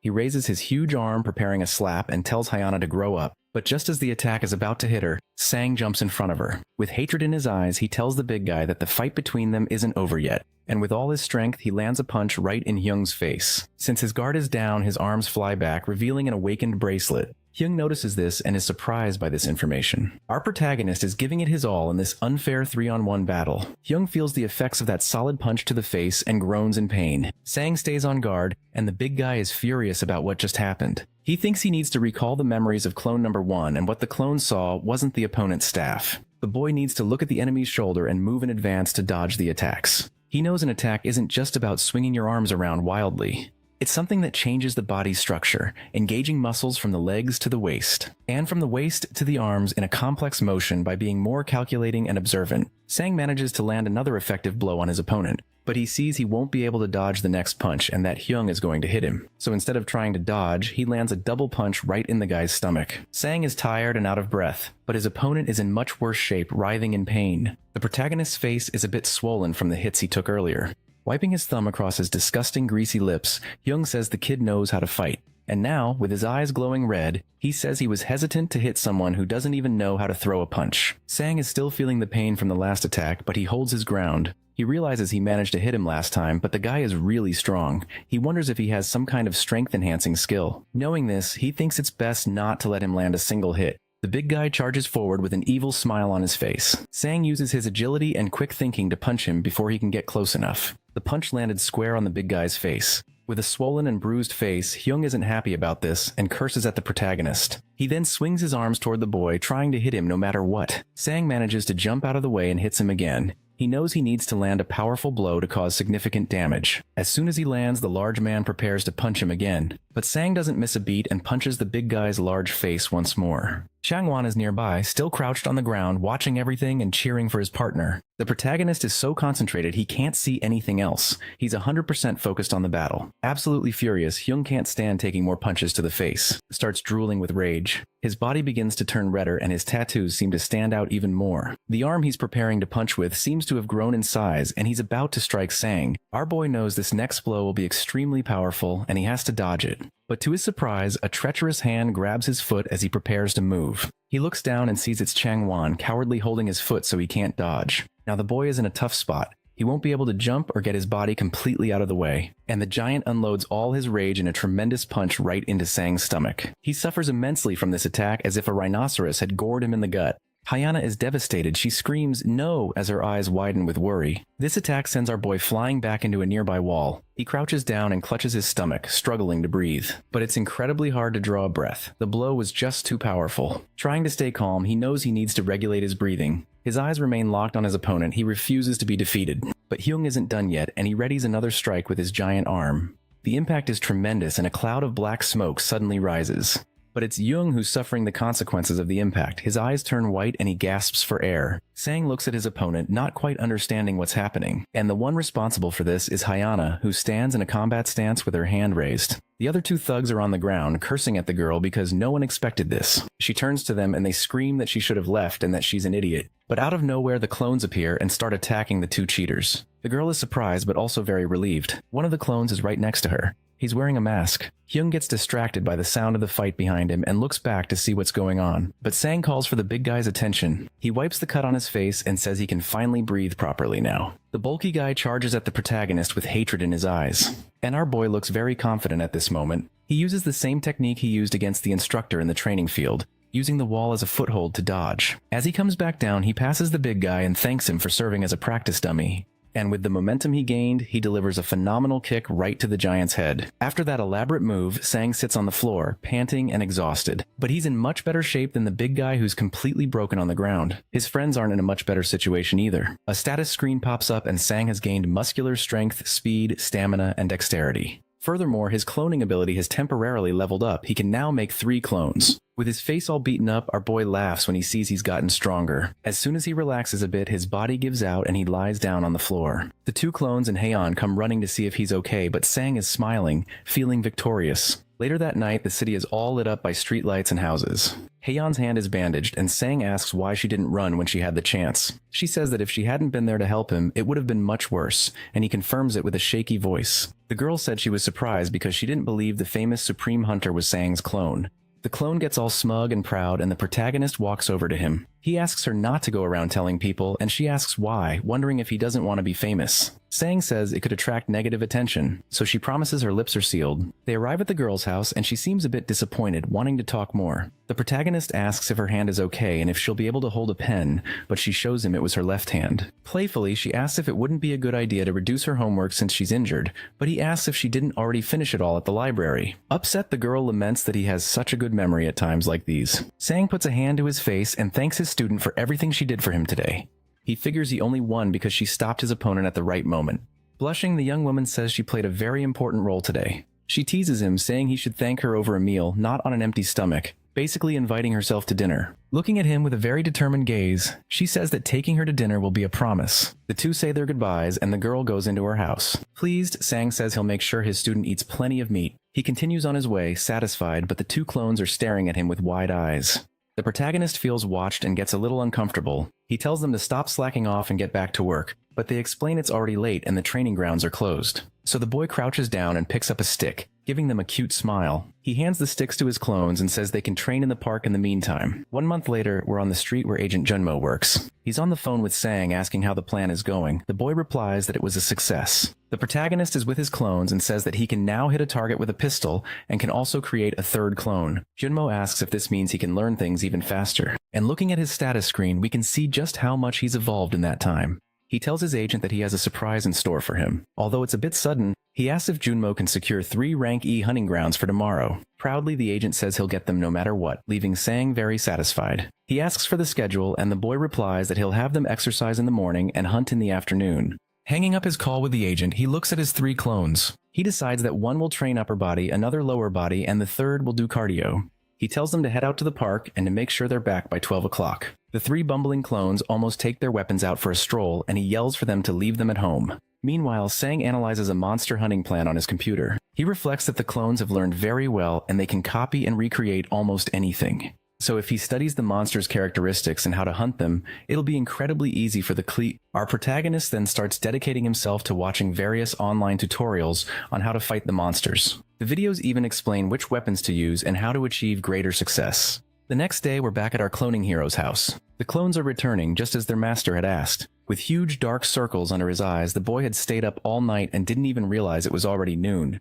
While he's dying of exhaustion, his clones are full of energy. He tells them to shower and go eat. As the clones take off their armor, he thinks about the various monsters he has already researched. He decides to analyze each one's hunting progress and learn about mana during the break. Sang gets a message from his agent who says he'll be at his house in 10 minutes. The clones are stuffing their faces when he tells them they need to get ready after they finish eating. The agent and the boy meet at the entrance of the building as planned. The 3 clones, prepared like this, give off a frightening aura that both Junmo and Sang noticed. The efficient agent managed to secure 3 training grounds, all located close to each other. Our protagonist thanks him and asks him to look after the clones because this time he isn't going. He decides to participate using his familiar skill and is going to train his mana breathing technique. The car starts and they are ready to begin the mission. Sang puts his hands on his hips, ready to start doing his part. The boy puts on some background music with instructions to help him concentrate better. He breathes slowly, performing all his movements with great caution. Sitting in a cross-legged position, a blue aura surrounds him and he is completely focused. The instructions say it's good to remember what he feels when he uses his skill, and he starts to focus on that. He remembers that when he used the familiar skill, it felt as if energy was leaving his body. With his eyes closed, he breathes and feels the energy circulating through his body. His breathing is completely controlled, following the voice from the audio instructions. Then he starts to feel something different in his chest. It's as if all the energy is concentrated in the center of his body, flowing slowly. His body is like a universe filled with infinite constellations of power. Abruptly, he opens his eyes, feeling this entire sensation, and then a status window pops up. He has received the meditation skill, which increases mana recovery. Meanwhile, in a hunting ground, a wounded man is crawling on the floor surrounded by several dead monsters. The warrior is badly injured and doesn't understand how such a strong monster could be in a rank E dungeon. A creature with extremely sharp teeth is chewing on the remains of an alien fish. The wounded man says he needs to report this to the authorities urgently. This monster seems to be far stronger than what this area should allow. In desperation, the man looks at the reflection on his bracelet and he realizes there's a monster's shadow right behind him. The cursed creature closes in fast, ready to end the poor man's life. A terrifying scream can be heard, even from outside the dungeon. Junmo's car door opens. He arrives at the last hunting ground he was able to find for the clones. The agent explains that this location has alien fish, and they're known for their powerful jaws. One of the clones closes the car door, and Junmo tells him to be careful during the hunt. He pulls out his cell phone and informs Sang that he has dropped all three off at their respective locations. Excited, Junmo thinks that the fact that someone can hunt in 3 different places at once is truly extraordinary. And depending on the results of this hunt, the hunter industry might start to cause a stir. Meanwhile, back at Sang's house, he's feeling pretty smug because he's already obtained the mana breathing skill. But he soon makes a sad puppy face when he discovers that mana breathing and meditation are different skills. Scratching the back of his neck, he figures it's harder to get the mana breathing skill. And then he grabs his phone and sees the agent's message, letting him know the clones have arrived. Focusing, he decides to use his familiar skill to see how the clones are doing. We see a giant rat get hit right in its huge teeth. The sight startles our protagonist, who can't help but let out a scream. It's clone number 1 who is hunting this absolutely disgusting rat. Apparently, there haven't been any problems with the hunt so far. The guides were a big help. Other disgusting, resting rats come rushing forward. Sang decides to watch and see if the guides were really useful. He remembers what he watched in the tutorial, that rats are one of the most annoying rank F monsters. The man explaining about the rats says he suggests hunting them in groups. But when you have no choice but to go alone, there are other ways to do it. First, since they charge in a straight line, it's a good idea to keep your distance and shoot. And that's exactly what number 1 does. He keeps his distance and just keeps firing. But when it's not possible to kill them all with gunfire, you'll have to engage in close quarters combat. The rat skulls are very hard, so it's necessary to attack a different spot. The best choice is to aim for their spine, and the clone does exactly that. And the rat is hit dead on, getting eliminated instantly. But just like regular rats, they are very good at reproducing, so their numbers are huge. The instructor adjusts his glasses and says that if you've studied properly, they're nothing more than experience points. But a guy in the video yells that it's not easy to aim for a moving spine. However, the clone is focused and ready for any challenge. Bullet casings fly through the air as he keeps firing at his targets. His shots hit the creature's spines dead on, and they are eliminated without much trouble. In a hunting ground with several sand dunes, the clone is on the move. One of the sand dunes moves abruptly, almost like an earthquake. A huge scorpion appears. The clones possess the same techniques as their master, but they feel no surprise or fear. They hunt without considering their opponent's level, and without being intimidated by the difference in strength. The clone emerges victorious against the scorpion, firmly gripping its weapon, and Sang gets to experience the hunt using his familiar skill. Countless status windows pop up endlessly with all the copy's victories. In another field, the other clone is hunting alien fish. As the same stats increase, the clones also grow stronger. Determined, the protagonist sets a goal for the day to clear out the F-class monster fields with the help of his powerful limitations. In the hunting ground, footsteps slowly approach. 2 hunters are talking about how extremely quiet the place is today, and that they haven't found a single monster yet. They get closer to a strange object up ahead, wondering what it could be. It's a massive pile of monster carcasses. One of them asks how much all of it would be worth, and they decide to put everything into boxes. The day is clear with few clouds in the sky, pleasant weather. A clone holds its weapon. Weapons surrounded by the carcasses of already eliminated monsters. Sang knows the hunt is going very well, but he feels like he's forgotten something. And then he completely panics when he remembers Heian. He remembers the cleaning staff collecting the horned rabbit carcasses and realizes he hasn't collected anything he's hunted so far. Knowing this, he decides to send an order for the 3 clones to stop everything they're doing and go collect all the carcasses. But he wonders if someone might have already done it for them, and he can't help but shed a few tears of regret. Something suddenly comes to his mind like a flash of inspiration. He notices there are alien fish carcasses that number 3 isn't collecting, but the clone says he wasn't the one who hunted them. But the greedy Sang explains that now is not the time to be honest, and that each one of them is worth good money. Number 3 approaches some of the fishy carcasses to collect them. It's a pretty disgusting scene because whoever hunted them chopped them up like baby food.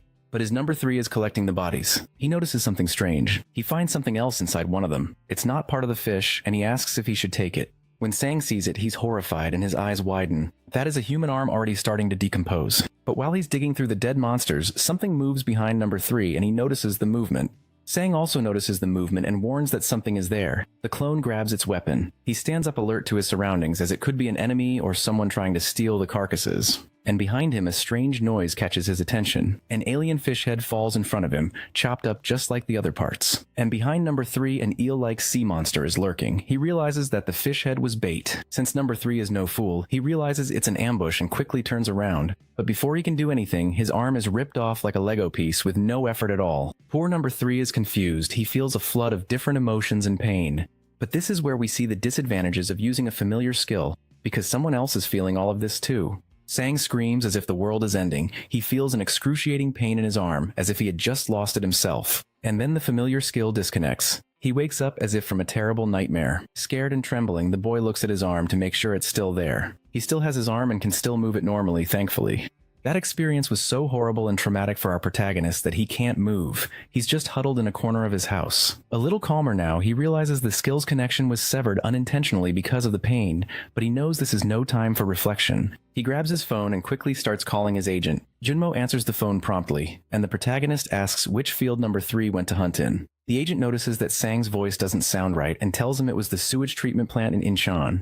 Desperate, he asks Junmo to take number 1 and number 2 there right now. He says he's on his way too and will explain everything when he arrives. And to briefly summarize the whole explanation, he says there's a really big problem. Poor number 3 is completely wrecked, missing an arm, and with other injuries all over his body. This monster he's fighting isn't just a sea monster, but a humanoid creature that can hold a sword. Our poor number 3 can't take it anymore. The beating was too violent and he ends up losing consciousness. And he falls before that marine aberration, which watches with a sinister, expressionless face. Sang slams the car door shut in a hurry. He took a taxi to get to the hunting ground as fast as he could. Scared, he's sweating as if he'd just run a marathon and is out of breath. The place is huge, filled with gigantic sewage treatment machines. Our protagonist realizes he's been disconnected from his clone number 3, and unfortunately, he still has to wait a long time before he can use the skill again. The guards at the site ask him to show his ID bracelet. He does and passes through the blockade. To the boy's relief, the agent is already there. They meet up. He also managed to bring clones number 1 and number 2. Sang then explains that number 3 has disappeared, and before that, he saw a very strong monster there that wasn't an alien fish. The monster had the head of a fish, but the arms and legs of another monster. Junmo's eyes widen at this description, very concerned. He explains that they'll need to alert the authorities and temporarily close the area because that monster is known as the Fishman. And it's a D rank. Even a full party of E-class hunters would be no match for this atrocity. Sang asks him to alert the guards to prevent other hunters from entering, but not right now. He orders him to do it only after his clones have gone through the portal, which leaves Junmo perplexed. Scratching the back of his neck, Sang says they can't just sit around and wait for the creature to die. Smiling with a confident look, he asks his agent to trust him, just as much as he trusts his clones. But Junmo is very worried about this. The protagonist then closes his eyes and concentrates, activating the familiar skill. The skill reaches his remaining clones number 1 and number 2. They are inside the hunting ground in a dense forest, walking carefully. Sang orders them to go to the location where number 3 disappeared first. The 2 clones are very well prepared and focused, ready for battle. They manage to communicate through gestures and signals to avoid making any noise. A disgusting sound of teeth tearing through flesh and cartilage can be heard nearby. The 2 have found the creature. It's eating an unlucky alien fish. This is great for our protagonist, who never imagined he'd be lucky enough to attack first. He knows his stats are those of an E-class hunter, but since his clones only receive 53% of them, they are at best F-class. But the creature isn't in a normal state right now, and he also needs to consider his clones' hunting skills. From the bottom of his hero's heart, he believes it will indeed be possible. The boy then orders his clones to aim for the monster's head, so they start shooting, determined to kill this abomination. The bullets hit the big fish's head, but they aren't strong enough to pierce its hide. The unfortunate clones are left looking completely dumbfounded. Sang is just as confused. He then realizes that bullets don't work on it. That initial hail of bullets only served to annoy the abominable toothy monster, and after roaring, the beast leaps like a flea, reaching several meters in the air. It comes crashing down right between the two clones, who barely manage to escape. One of the clones uses his dodge to perform a different move. He does a flip over the monster's head, slicing his sword across its shoulder, and manages to open a small wound on the big fish's skin. Sang is shocked. The sword only made a tiny little scratch, and the monster doesn't let it slide. It turns towards the clone, preparing an attack. The attack hits a tree as the clone was fast enough to dodge. Just barely. Since the beast is so large, it's difficult for it to swing its sword among so many trees. Meanwhile, the other clone keeps shooting. The monster's sword gets stuck in the tree. That's how powerful the attack was. But the fish monster uses a bit more strength and shatters the tree without much trouble. Sang warns his clones to forget what he said. The beast can definitely use its sword in this terrain. The tree trunk crashes to the ground, making a huge noise. This monster seems to be more challenging than our protagonist had imagined, but his clones feel no fear or worry. They charge forward with all their courage. They manage to hit the monster on the arm, but it has no effect. Sang is watching everything and realizes that these attacks aren't working. The huge monster clenches its jaw, gathering all its strength into its arm, ready to throw a punch. And the punch hits one of the clones. The protagonist is worried, wondering how they'll ever defeat this thing with such ineffective attacks. But then he starts to remember that the bullets did have some effect. One bullet ricocheted, but the other one caused some damage, even if it was small. He gets the idea to aim for the exact wound it caused and try shooting there again. With his skill, he manages to hit the exact spot and the monster feels it. Sang realizes it was a brilliant idea, and so now he knows the plan: fill the big fish with bullets. Despite being wounded, the beast is still standing strong and charges at them with a punt. Both of them manage to dodge by jumping, and they continue to unload their ammo on the monster. It starts to look like Swiss cheese, full of little holes, and begins to scream, showing that the attacks are effective. The big fish then grips its sword even tighter, and a flame erupts along its entire blade, turning it into a sort of fire. The monster's eyes are red and filled with hatred. It's enraged, and so it prepares an attack towards the clone with its flaming sword. The clone manages to block the sword strike with his arm, but that attack was incredibly strong and he felt the full impact. Suddenly, the beast became much stronger. It starts swinging its sword from side to side, trying to hit the clones like someone swatting at flies. Sang wonders if the sword is the reason it got stronger, that it's reacting to its body. The protagonist believes this means the monster is badly wounded and has temporarily powered up. Meanwhile, the fearless clone strikes at the monster's chest, causing a wound. But the fish monster doesn't back down and charges the clone with everything it has, and it manages to hit him with a sword strike right in the middle of his stomach. Sang is shocked by this, and he also ends up experiencing that horrible pain himself. The clone grabs the hand that drove the sword into his stomach, holding it tightly. With a trembling voice, Sang says he knew this wouldn't end well, but it's necessary.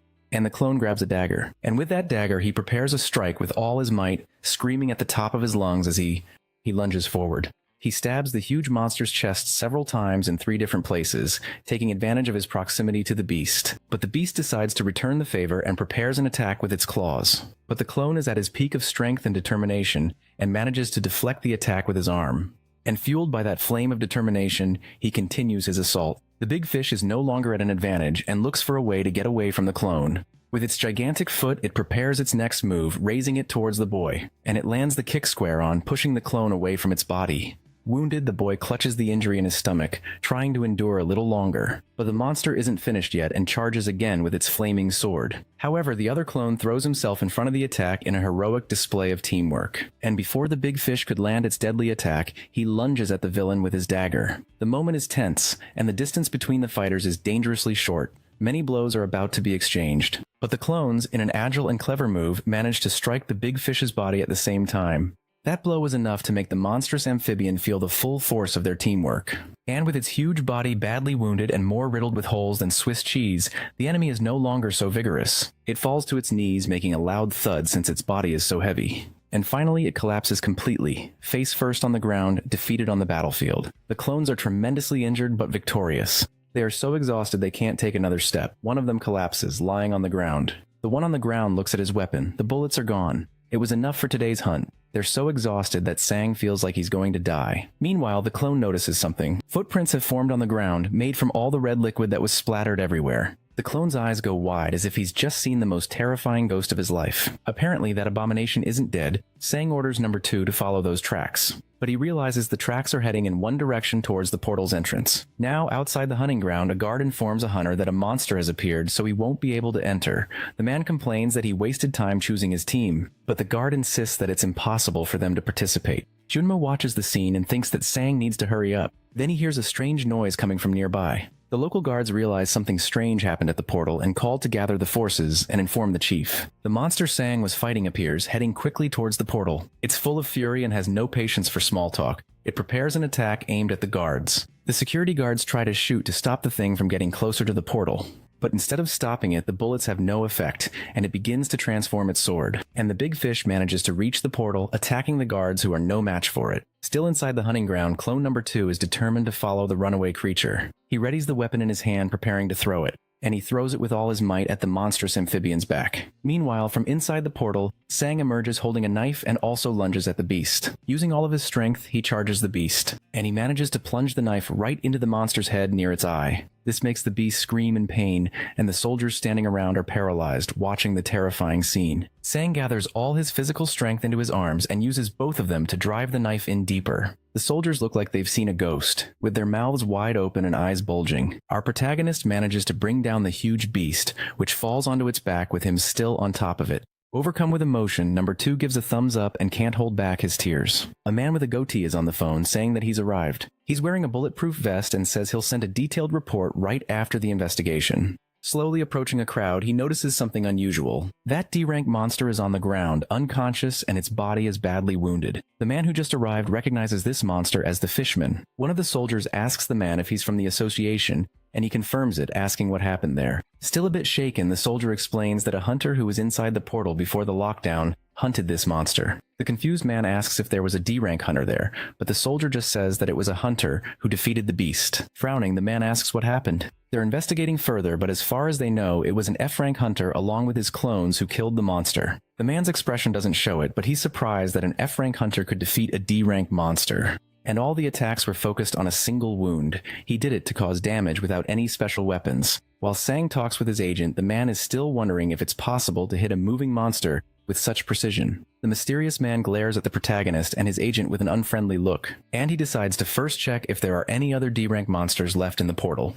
The fish monster's corpse is still there. Sinisterly, it still keeps its huge eyes wide open. Approaching the portal, the mysterious man wonders what he should explain to the association. Meanwhile, the protagonist is checking out new skills he's gained. One of them is Dash, which increases movement speed. Another is Projectile, which increases attack power when using a pistol. He unlocked Regeneration, as well as the Strike skill, which applies all his strength into a single blow upon activation. On top of that, his strength, dexterity, and endurance stats have also increased. While cleaning his wounds, he realizes he's loaded with new skills this time, and he wonders if his clones, number 1 and 2, managed to survive thanks to the Regeneration skill. The clones got hurt, but Sang believes that letting them heal on their own will help increase his Regeneration stat. Junmo praises the protagonist for defeating a D-rank monster, and he gets a little embarrassed. The agent says he thinks he could even hunt an E-rank monster by himself without any problems.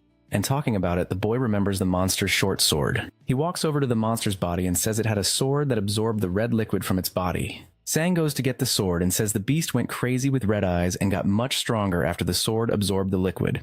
But before the boy can grab the sword, Junmo stops him, saying it's better to have a clone do it since it might be a cursed item. Worried, Sang asks if he can't use cursed items, and the agent explains that these items can be worth a lot depending on their effects, which gets the boy super excited. He then agrees to have a clone get it later, and in the meantime, the collection team will take the beast's body. Also, he remembers to ask his agent if an item he took from the beast's head is also expensive. He pulls a strange item from his pocket and shows it to his agent. Junmo's jaw drops. He's that impressed. It's a large red stone the size of Sang's hand, but unfortunately it's a low-level gem, in other words, a worthless item. The boy is so excited that it's hard for Junmo to burst his bubble. He explains that it's a cheap item that increases stats, but it can't be used on a person because there are too many side effects. Poor Sang's hopes are crushed after this explanation, saying goodbye to the cash. But the agent explains that the other items could indeed be worth a lot, so he shouldn't feel bad about it.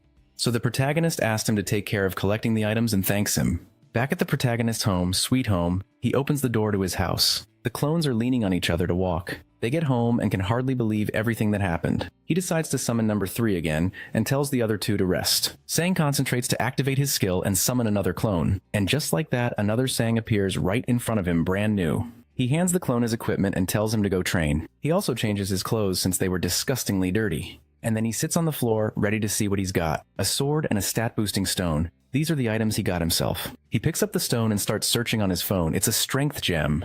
Just as his agent explained, it can't be used by a person, and if used by a summoned entity, it turns into a monster. Even though it increases the strength stat by 0.05, this side effect bothers our boy. He knows that normally injuries and other stats on the clones don't affect him, but he knows there's a chance that the one who turns into a monster might not be one of them. And in his imagination, he pictures the scene, he has an alligator head, and is calling for his agent. The agent gets so scared he shoots him right in the head. Total chaos. So he puts the stone back on the floor and decides not to use it for now. He turns his attention back to the new sword he got, but he remembers what his agent instructed him. Have a clone touch it first in case it's cursed. Since it's in a box, it wasn't a problem to bring it, but he'd like to use it once before selling it. So he orders number 2, who's in the best shape among the clones, to pick up the sword. Obeying his master, the clone approaches the box where the sword is and extends his arm. Then he picks it up and raises it high. Sang watches impressed. Number 2 is still holding the sword and he hasn't exploded or turned into a frog, but he says he can hear a voice. Sang asks if it's coming from the sword. So to hear exactly what his clone hears, he activates the familiar skill. It's a hideous voice, like a machine gun rattling off orders, demanding death in red liquid. The voice was so loud and jarring that the familiar skill deactivated. The boy's ears are aching. Even though it's really loud, the voice doesn't affect the clone. Sang wonders if it would affect him if he held the sword. He then decides they will use it for now and the clone agrees. Suddenly a status window pops up saying that regeneration has been increased. The protagonist looks at his resting clones and realizes this is helping the regeneration skill. But he's worried because he'd have to take them hunting and they're completely worn out. So he orders them to meditate today to unlock mana breathing. The boy closes his eyes and begins to concentrate to start meditating, and he decides that tomorrow he will go to campus. The next day we see the campus of the college Sang attends. Several students are walking around peacefully, just living their lives. Back to the study routine, the boy thinks the vacation went by way too fast. He looks at his status screen and wonders if it went by so fast because he was busy leveling up. In the meantime, he boosted his stats a ton with the help of his clones, who never rest. He continues on his way through the college hallways, lost in thought. Now he realizes he's a lonely nerd since no one has even come to talk to him. But when he gets to the classroom, something catches his eye. His friend Kim Jong-do is sitting at a desk waiting patiently. They both say at the same time that they're surprised to be in the same class. Kim explains that he signed up for this course because he heard the professor is an easy grader. He gets closer and asks if Sang is still working out while a girl watches them. She and another girl whisper in surprise, asking if that's really Sang since he used to be pretty chubby. All the girls in the room start gossiping about the protagonist, even considering asking him out on a date. Kim chuckles, saying he's popular now. The boy understands that's why no one had greeted him yet. Pointing to his own face, he asks his friend if he's changed that much, and the big guy says he thinks that if Sang met his own parents, they wouldn't recognize him. He's stunned and says he was actually planning to go home. Kim adds that he almost didn't recognize him on the street. The big guy suggests they go for drinks after class and call some people, but Sang says he already has plans. This makes the big guy squeal like a little girl. He's so shocked. Our protagonist explains that he's already made a promise, so he can't go out with him. Shouting loud enough to make the evening news, Kim asks if he has plans with a girl, and everyone in the room is staring at their conversation. His friends Chan Woo and Zhang Xiong are in the same class as him too. Kim is still yelling that he'll always remember this day, even with the professor already in the room. At the World Hunter Association, also known as the WHA, a prophecy of disaster was delivered by the Oracle. President Michael Harris requested more details. He was informed that a portal was expected to open through which hundreds of monsters would invade. When Harris asked about the specific location and date, he was told that the invasion would involve A-rank monsters and was predicted to take place in South Korea. Elsewhere, a man in a suit identified as Park Wante, the owner of the third-ranked guild, arrived for a meeting. He was immediately headbutted by a woman named Mio, who was a guildmaster.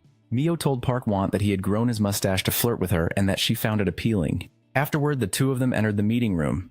Inside the room was a member of the Heisen Guild, the same man who had previously mocked Sang. He provoked another guild member about a recent expedition to Odin's Tower. The Heisen Guild member asked if the man's team had failed to return or if their results were simply inadequate. A white-haired man tried to de-escalate the situation, stating that it was not the place for such remarks. The provoked man became very angry, but their confrontation was interrupted when an elderly man entered the room. The elderly man was the leader of the Korean Hunter Association. Upon his entrance, everyone took their seats. He thanked them for attending and warned them of the impending disaster. When asked about the timing, he explained that they had no specific details, only that it would involve A-rank monsters and a curse somewhere in Korea. One guild member slammed his fist on the table, demanding to know how they could protect an entire country.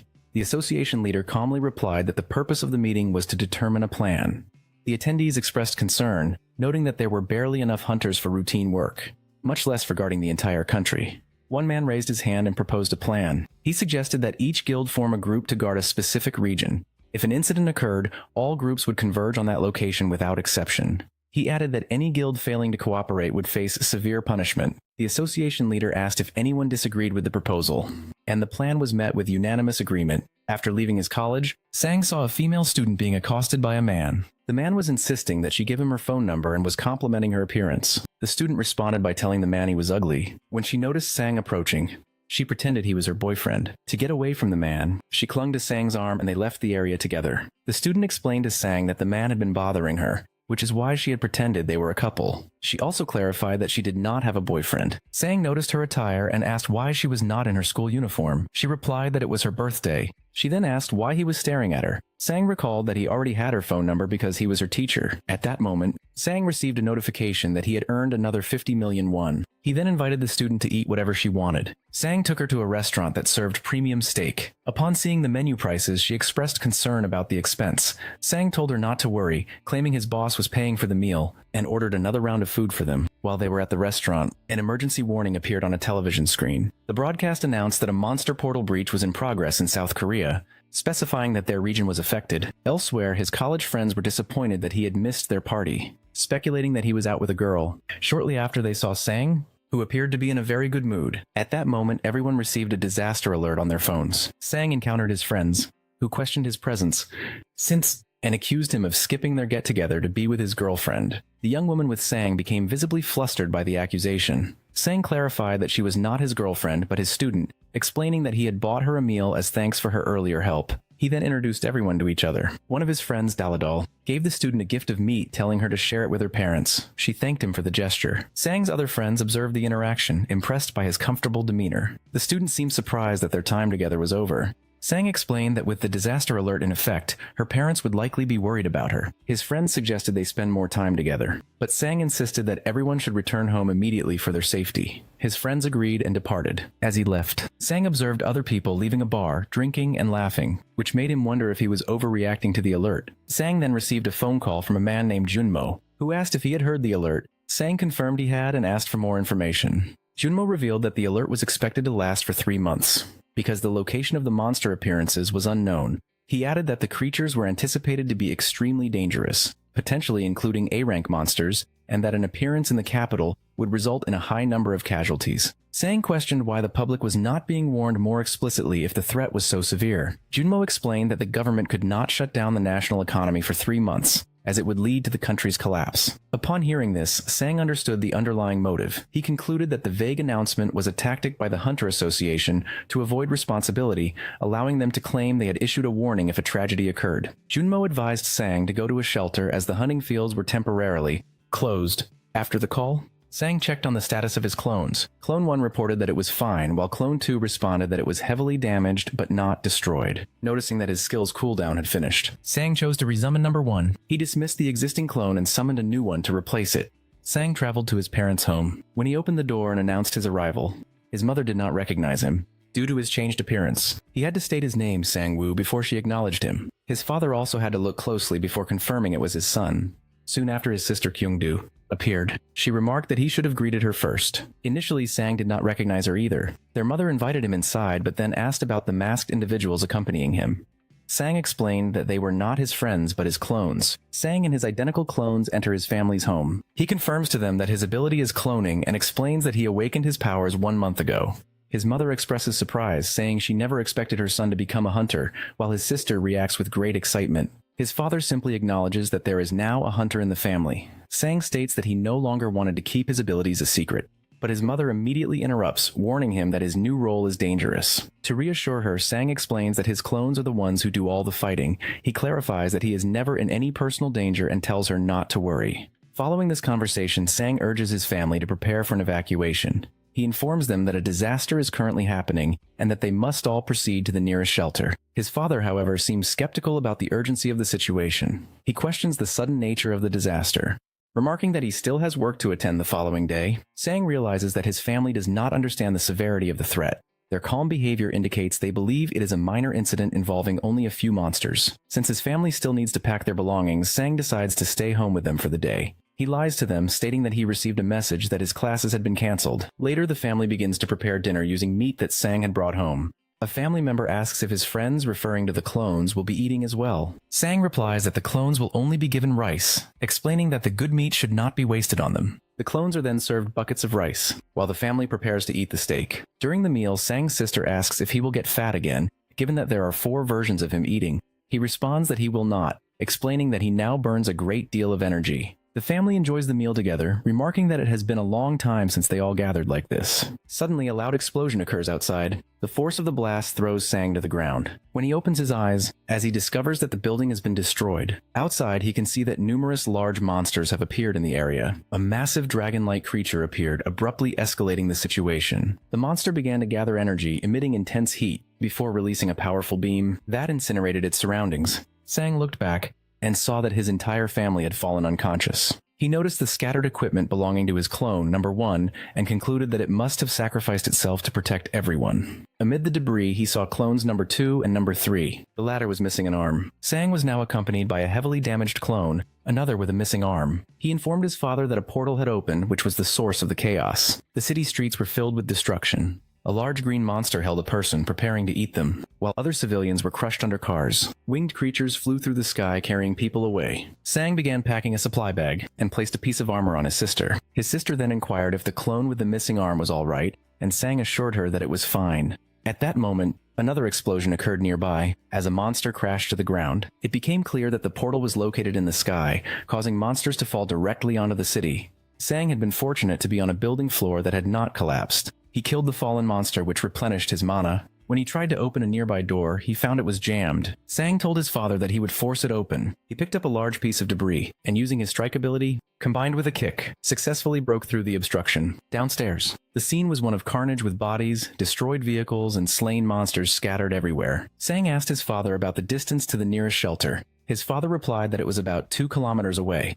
but he also pointed out numerous monsters, including slimes, skeletons, and stone golems obstructing the path. His sister mentioned that she knew of an underground tunnel that could serve as a safer route. As they started to move, they heard a man crying for help from a distance. They saw him trapped under rubble, with a D-rank troll standing directly over him. Sang's father urged him to be rational, stating that they were in no position to help anyone, and needed to focus on their own survival. Sang felt conflicted, wanting to save the man, but he knew that his injured clone, number 3, was not fit for combat. This left only number 2 to protect his family, and he understood that he could not risk his own life. A man remains trapped, calling out for his mother's help. Nearby, Sang's heart is pounding while his mother urges him to leave. Sang instructs them to go downstairs and lock the door, assuring them that a being called number 3 will provide protection. He states that number 2 will be accompanying him. His sister yells at him, calling him insane and accusing him of risking the family's safety. Sang replies that he is a hunter and will not retreat from the threat. Sang grabs a stick and charges toward the monster, which is identified as a troll, striking it in the eye. He then tells number 2 to take the injured man to a safe place, explaining that their job as hunters is to kill monsters.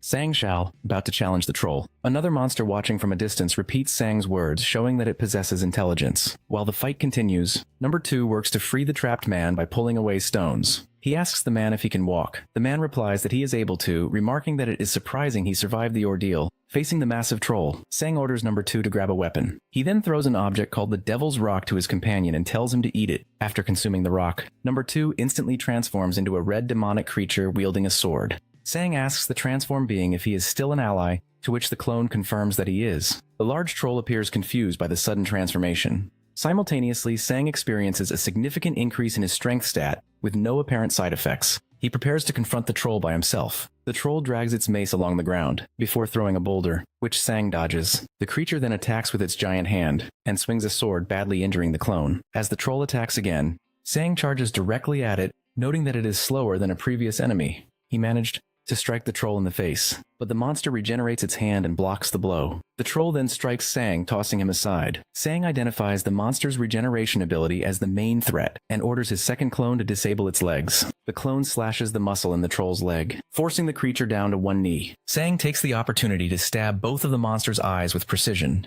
The clone then attacks the other leg to keep the troll immobilized. The creature falls to the ground, twisted and crying out in what appears to be fear. As Sang tries to listen to the creature, he inadvertently activates his strike ability, which hits the monster's skull. After the attack, Sang and his clones are left exhausted. A system window appears indicating a significant gain in stats, but also reveals that Sang's hand is nearly destroyed from the skill's recoil. Sang stands up and states that it is time to find his sister. He then notices his phone is missing and asks his second clone to return it. Suddenly, another explosion signals the approach of more monsters. The scene descends into chaos. Spaceships fly overhead, armies arrive, and a giant Godzilla-like creature continues to destroy the city. Projectiles that are identified as Rank 9 magic from the Red Flame Guild strike the creature's head. Motivated hunters, including a confident man named Magnor, arrive to join the battle. A voice from a ship announces their arrival at the scene. A hatch opens, and Park Wana, the leader of one of the top 3 guilds, emerges. On the ground, a tank aims its heavy weapons. A man runs up to the newly arrived group, yelling that the giant creature is getting away, and that too many hunters are already focused on it. He suggests they find a different objective. The battlefield is littered with piles of bodies and figures in golden armor. Amidst the chaos, some people are celebrating while others are weeping. One man is seen grinning widely even though he just lost his partner. The narrative notes that he was a scumbag. A group of survivors is found surrounded by a gang. Sang and his squad are revealed to be their protectors. Observing from a distance, Park Wanta is impressed that Sang is holding his ground.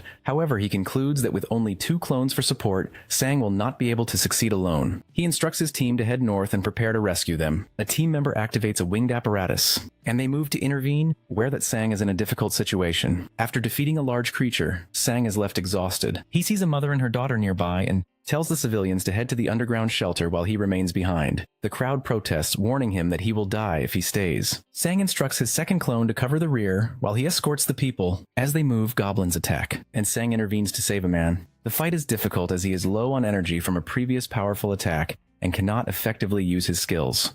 A group of large black bird-like monsters then appears. Sang dodges a projectile of fire or smoke launched by one of the creatures. The attack heads toward the civilians, but Sang orders his clone to use its body as a shield to protect them. Before the monster can launch another attack, a different entity, a giant tiger, descends and crushes it. Drained of all his energy, Sang collapses when he regains consciousness. He sees a man standing before him. The man lightly handles his sword, and the head of a nearby monster falls to the ground. He is identified as Wanta, the leader of a guild. The man asks if everyone is alright, and Sang asks for his identity. Meanwhile, in the underground shelter, Sang's sister declares her intention to go find him. His third clone stops her, stating that it has not been given an order to allow her to leave. She tries to force her way past, but the clone is too strong. Her parents urged her to stop, but she expresses her concern that something is wrong because Sang has not yet returned. Her father states that he realized Sang was a hunter and that they must now trust in him. An unidentified person begins banging on the shelter door, crying out for help. The occupants are reluctant to open it because access is protected by a passcode known only to the building's residents. Sang's sister, believing the person might be someone Sang rescued with a message, opens the door. An injured individual seemingly under enemy control rushes inside. This intruder is revealed to be a screaming firefly, a Class B monster. The shelter descends into chaos as everyone flees. Sang's sister finds herself face to face with the creature. The third clone, which is still missing an arm, moves to protect her. It attempts to stab the monster in its forehead, but the attack is unsuccessful, and the clone is impaled. The monster's strike passes through the clone, and impales Sang's sister as well. The parents are in distress. As their daughter collapses onto the floor, Clone 3 grabs a weapon and activates the emergency fire sealing system. She then kicks the monster outside and locks the door to protect everyone else. Elsewhere, Park Wana approaches Sang. He apologizes for his late arrival and offers a hand to help Sang to his feet. Sang recognizes Park Wana by name but is surprised by the man's immense strength. Sang introduces himself and expresses his gratitude for being saved. In return, Park Wana thanks Sang for having saved so many people.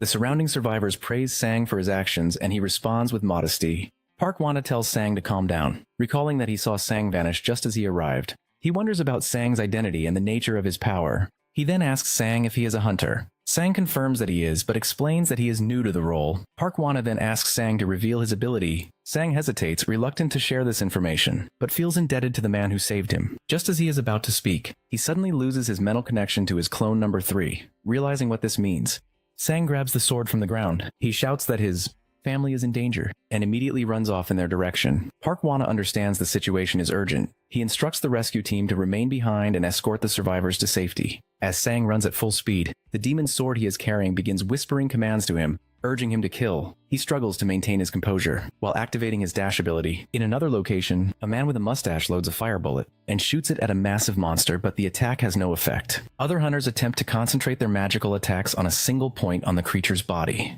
but their combined efforts are also ineffective. A hunter using a poison-laced sword finds that he cannot penetrate the monster's hide. The group begins to understand that they must cooperate to defeat the beast. Just then, a new individual arrives and dismisses the idea of teamwork.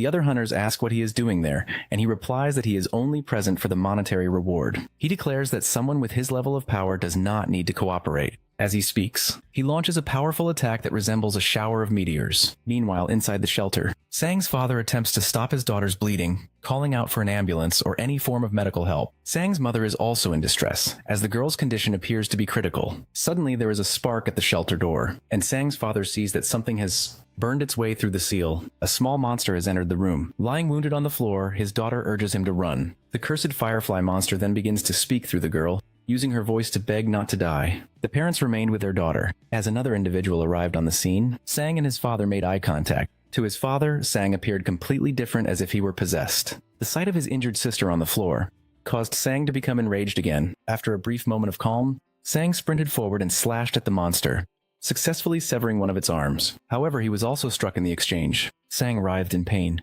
while the monster seemed to take pleasure in his suffering. As had happened in a previous encounter, the sword caused its wielder to become more unstable as it was exposed to more blood. Before the fight could resume, the monster, which possessed numerous legs, closed the distance and confronted Sang directly. Suddenly, a colleague intervened, saving Sang from the immediate threat. Another man named Wanta also arrived. While the monster was still present, Sang collapsed into Wanta's arms. Wanta executed a flying kick. That sent the creature a great distance away. The female colleague who had first assisted Sang reported that his injuries were severe. It became clear that Sang was missing an arm and was entering a berserk state. The woman performed a mana transfer, but Sang's condition continued to deteriorate uncontrollably. Wanta asked about Sang's condition, and the woman replied that he was not doing well. She urged Wanta to kill the monster immediately. Sang, who was in critical conditions, weakly spoke. He mentioned his sister, indicated her location, and told his colleagues to save her instead of him. Wanta reassured Sang that both he and his sister would survive. He told Sang to rest, promising that the situation would soon be resolved. Shortly after, Sang lost consciousness. At the Hunter Association, the situation was chaotic, and many were demanding an evacuation. The leader of the top-ranked guild arrived for a meeting before an official disaster announcement could be made. This guild leader argued against making the situation public, stating that it would cause a citywide shutdown. He warned that since the exact timing of the disaster was unknown, a premature announcement would have severe economic consequences for the country, for which the association would be blamed. The association's leader asked what the guild leader proposed. The man suggested they withhold information about the creatures from the public. He reasoned that this would shift responsibility to any individuals who chose not to evacuate. The association's leader disagreed, pointing out that this would lead to many deaths. The guild leader responded that he considered the casualties a positive outcome, adding that anyone who had not awakened or was below D rank was useless. He then placed a hand on the association leader's shoulder, implying his suggestion was not a request. The scene then shifts to Sang and his clones. While the clones were engaged in intense training, Sang was resting and eating snacks. A person named Junmo contacted Sang, advising him not to rely solely on his clones for training. Junmo warned that Sang was wasting his potential to become one of the best hunters. Sang dismissed the concern, replying that everything was fine. Sang does not want to be a hunter. His primary motivation is to earn money. Upon hearing this, Junmo's expression changes. He asks Sang if this desire for money is the reason for his current situation, and whether it is a sufficient goal for him. Sang then has a dream where he sees visions of his deceased family members, including his sister, who begs him to save her. He awakens from the nightmare feeling completely exhausted. Wanta is at his bedside and asks if he was having a nightmare, advising him not to move too much. Sang acknowledges the pain he feels. Wanta relays the doctor's assessment, explaining that Sang's condition is serious. The wound was very deep, but he was fortunate to have survived. Sang offers his thanks, but Wanta dismisses it, and mentions that he has something to discuss with him at a later time. Just then, Sang's parents rushed into the room in a state of distress, urgently asking if they have lost their daughter. A doctor reports that Sang's surgery was successful, but that he will require continued monitoring while he recovers. Sang is informed that 4 days have passed since the portal appeared. All the major monsters have been eliminated, leaving only a few low-class ones. Sang says he does not remember anything that happened before he lost consciousness. He then asks about his sister's location and condition, but no one answers him, as everyone lowers their heads in silence. Sang presses for an answer, asking why no one is speaking and if his sister is also in a hospital bed. The doctor finally explains that while her abdominal wound was treated, she was infected by a mana virus from the monster. This type of virus drains a person's energy. In most cases, it is harmless because the virus dies when it encounters an incompatible mana rate. However, in rare instances, a person's mana rate perfectly matches the virus, which prevents them from living a normal life. Sang asks how the infection can be cured. The doctor explains that there is currently no cure. The only potential options are to seek treatment from a powerful S-class healer named Bless, or to acquire specific healing items from the other side of the portal. The doctor emphasizes that either option would be extremely expensive. Hearing this news, Sang blames himself for the outcome. He regrets his decision to help others instead of prioritizing his own family. He reflects that the situation might have been different if he had been stronger, like Wana, or if he had possessed the power to save everyone. He feels that he should have tried harder. Sometime later, a young woman comes to visit Sang in his hospital room. He asks if her family is safe, and she confirms that they evacuated to a shelter in time. She explains that she found out he was hospitalized after getting his family's contact information from a mutual friend. The visitor wishes Sang a speedy recovery, adding that she still has much to learn from him. Sang interrupts her, stating he needs to tell her something important. He then informs her that he is dropping out of college. 2 weeks later, Sang has already left the hospital, having made a remarkably fast recovery. Prior to leaving, he had explained his sister's medical condition to his visitor, and informed her that he would no longer be able to tutor her. He apologized for the inconvenience, and she simply replied that it was all right before leaving. A woman informed Sang that even if he chose not to contact her, he would come to regret his decision. She explained her plan to enroll in the college he had told her about, and to find a new boyfriend there. She warned him not to attempt to reconcile with her after she had moved on. Having concluded the conversation, Sang disregarded her words and focused on his immediate objective, which was to travel to a dungeon. While in a taxi, Sang researched information about the captain of a prominent guild he hoped to join. Soon after, he arrived at the headquarters of the Canis Guild. As he entered, a receptionist approached and asked how she could assist him. Sang stated that he was there to meet the captain. The receptionist inquired if he had an appointment. Sang replied that the captain himself had invited him. Despite his explanation, the receptionist maintained that an appointment was necessary. Before she could finish, a large man with a beard interrupted them. He asked Sang to confirm his identity, and Sang affirmed that he was the person the man was looking for.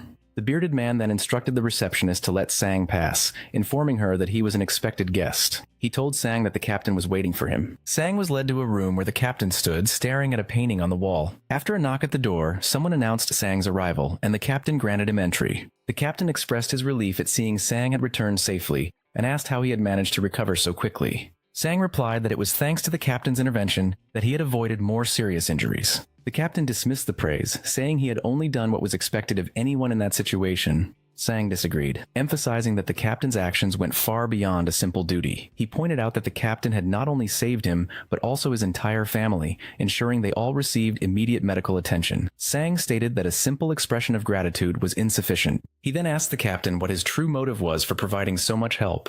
Sang mentioned the private hospital room, the financial support for his parents, and the specialized intensive care unit his sister, Ji-woo, was given. In response to the question, the captain clenched his fist. He revealed that he too has a sister who went missing along with her team members. He explained that he saw a parallel between his own situation and Sang's near loss of his sister. Sang acknowledged his gratitude but admitted to feeling. He then asked why the captain had summoned him so soon after his recovery. The captain stated that he needed to know about the abilities Sang had previously concealed. He asked directly if Sang's clones were solid, physical bodies, referencing the clone that had sacrificed itself to protect a civilian. Sang confirmed that this was his ability and that he had not intended to hide it. The captain then made his request directly, stating that he needed Sang's help. He asked him to assist in the rescue of the Canis Guild's first team. He clarified that this was not a demand for repayment, but a belief that Sang was the only person capable of saving his sister and her companions. The captain then bowed to Sang. The gesture reminded Sang of his own desperation, when he had pleaded for someone to save his sister, realizing it was now his turn to help another. Sang agreed to do his best. Sang asked for instructions on how to begin the rescue mission. He was then brought to a training facility. The captain explained that while rescues are typically urgent, this situation was different. His sister possesses an ability that can generate survival supplies for up to 8 months. He also warned that the dungeon they would enter is of a very high level. So high that even a team of B-rank hunters had been unable to escape. Sang understood the gravity of the mission. The captain informed Sang that he was not yet strong enough for the task. He explained that Sang's current stats were insufficient and that he could no longer rely on his combat sense alone, as it had reached its maximum potential. Hearing this, Sang reacted with shocked disbelief. Junmo was concerned after Sang asked to take a break from hunting for a few days, and then ceased all contact. Sang later appeared before him, looking severely beaten. Junmo asked what had happened to him. Sang explained that he had been beaten up, and proceeded to recount the recent events. Junmo remarked on the fact that Sang's sister had been infected, yet Sang himself seemed to be all right. Sang confirmed that he was fine and mentioned that he had accepted a mission from the Canis Guild.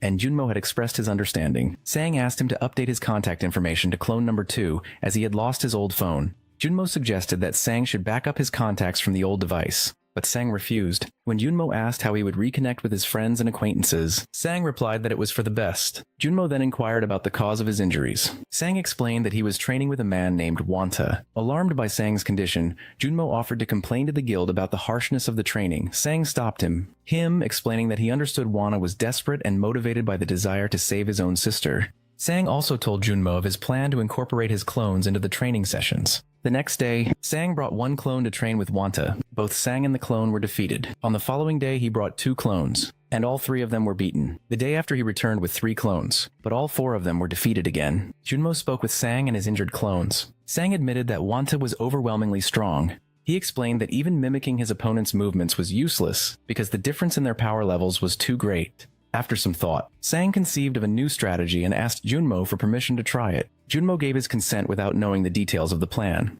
The next day at training, Wanta asked Sang and his clones if they were tired of being defeated. He then observed that Sang had given his clones a substance, which had been supplied by Junmo. Sang and the enhanced clones now stood ready to face him. Wanta, also referred to as Taiwan, asked what Sang had done to the clones. Sang urged him to stop talking and begin the fight. After an initial exchange of blows, Wanta remarked that the fight was not as easy as he had anticipated. He noted that while the clones normally possessed half of Sang's stats, the substance had brought them to a power level nearly equal to his own. However, after landing a strike, Wanta pointed out that while the clones were now stronger, they had lost their key advantage of precision. Sang slashed through his opponents, reflecting that he had not become a monster. He then drew a firearm and shot at an adversary, but the man withstood the bullet. The opponent retaliated with his own attack, and declared that a mana bullet could not harm him. In response, Sang executed a complex maneuver. Despite his efforts, the opponent defeated him. The victor explained that simply hitting hard was insufficient, and that one must concentrate mana to unify with their sword. Although he was only a C-rank hunter,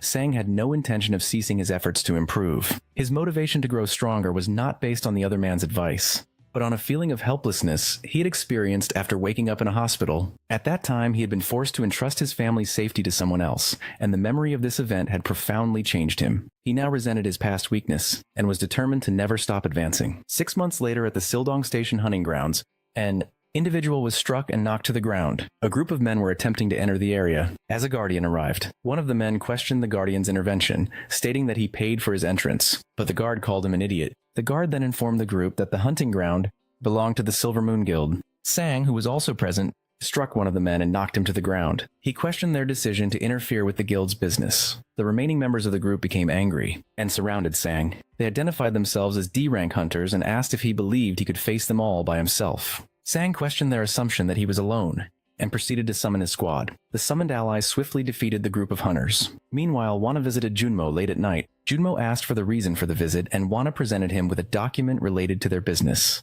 The paper detailed Sang's initial statistics and showed his significant evolution over the past 6 months. Wanta remarked that Sang's growth made him seem like a different species. Junmo asked if Sang was now strong enough to execute their plan. Wanta admitted he had prepared a backup plan in case Sang's development was inadequate, but noted that his growth had been monstrous. He pointed out that Sang's strength stat had increased from 1.4 to 19, and his regeneration had risen from 0. Wanta concluded that it was time to begin the rescue mission, also considering that Sang's clones were even stronger than their statistics suggested. At the dungeon entrance, Sang was engaged in a physical altercation with several individuals. A guard intervened and told Sang to stop, but Sang questioned the order, asserting that the others had initiated the conflict. He then instructed his clones to destroy one of their phones to prevent them from calling for reinforcements. Other hunters who witnessed the scene decided to avoid the trouble and find a different dungeon. Inside the Sildong Station hunting ground, Sang encountered an individual holding a gem. When questioned, the person identified themselves as a collector. Sang greeted the man, who recognized Sang and asked why he was there. Sang confronted him, stating that he was too weak to be in a D-rank dungeon, and that his equipment was not suitable for hunting. He then noticed another person also gathering items nearby, and deduced that they had been trapped by the Silver Moon Guild. Sang expressed no sympathy but demanded a full explanation of their situation, reassuring them that the guild members outside were no longer a threat. He showed the man a photograph of the defeated individuals at the gate. The man was shocked to see that Sang had defeated D-rank hunters. Sang silenced him and again insisted on an explanation. The man explained that in some dungeons, monsters fight each other, and the Silver Moon Guild traps weaker people inside to collect the items left behind. To be released, these individuals must meet a very high gem quota, which effectively traps them and can lead to significant deaths. He added that if anyone died while collecting gems, their death was simply dismissed. Sang then told the man he was free to leave. As the man thanked him and turned to go, Sang stopped him and instructed him to leave the gem he was holding. Sang took the gem and tossed it to his clone, number 1, ordering it to consume it. With the area clear, Sang decided to start gathering gems himself. His work was interrupted by a person running frantically from a C-rank monster. Just as the creature was about to strike, Sang pushed the person to safety. The individual he saved asked who he was, and Sang replied that he was their savior. As the monster drew closer, the person panicked, accusing Sang of leading the creature toward them. Sang told them to remain calm. When the person noticed the powerful physique of Sang's, Clone 8, they attempted to run away again. Sang grabbed them, preventing their escape and demanding they explain everything. While some observers reacted with terror to the appearance of a large creature, Sang's clones were already fighting it, causing several explosions. Sang himself remained composed. Even when one of his clones was defeated, he questioned the clone, asking how it could have lost after consuming so many gems. He then instructed the clone to stay still, reminding it of the resources he had invested, and stating that he needed to concentrate. Without any hesitation, Sang drew a cursed sword and severed one of the creature's arms. He proceeded to attack the female creature with a relentless series of slashes, which seemed to confuse his opponent. The sword's curse began to affect Sang, triggering a memory of the monster that had killed his sister. He momentarily struggled to maintain his composure. The creature swung its remaining hand towards Sang, who responded by summoning 50 clones to intercept the attack. He then used the cursed sword to deliver a powerful blow, cutting down the attacking limb. Afterwards, Sang muttered that he disliked using that particular weapon. The young woman who had witnessed the fight asked if he had truly defeated the creature by himself. Sang confirmed that he had, just as he promised he would, before turning his attention to his primary clone. Sang approached his first clone and asked about its condition. The clone was badly injured and its wound showed no signs of healing. The woman explained that the creature's bone sword was cursed, which prevented any wounds it inflicted from closing. She told Sang that they would need a healer. The woman then inquired if the clone was actually human, and Sang confirmed that it was. The woman admitted that she had initially mistaken the clone for a troll wearing a cap. After a moment of hesitation, she handed Sang a potion and instructed him to give it to the clone, saying it would help.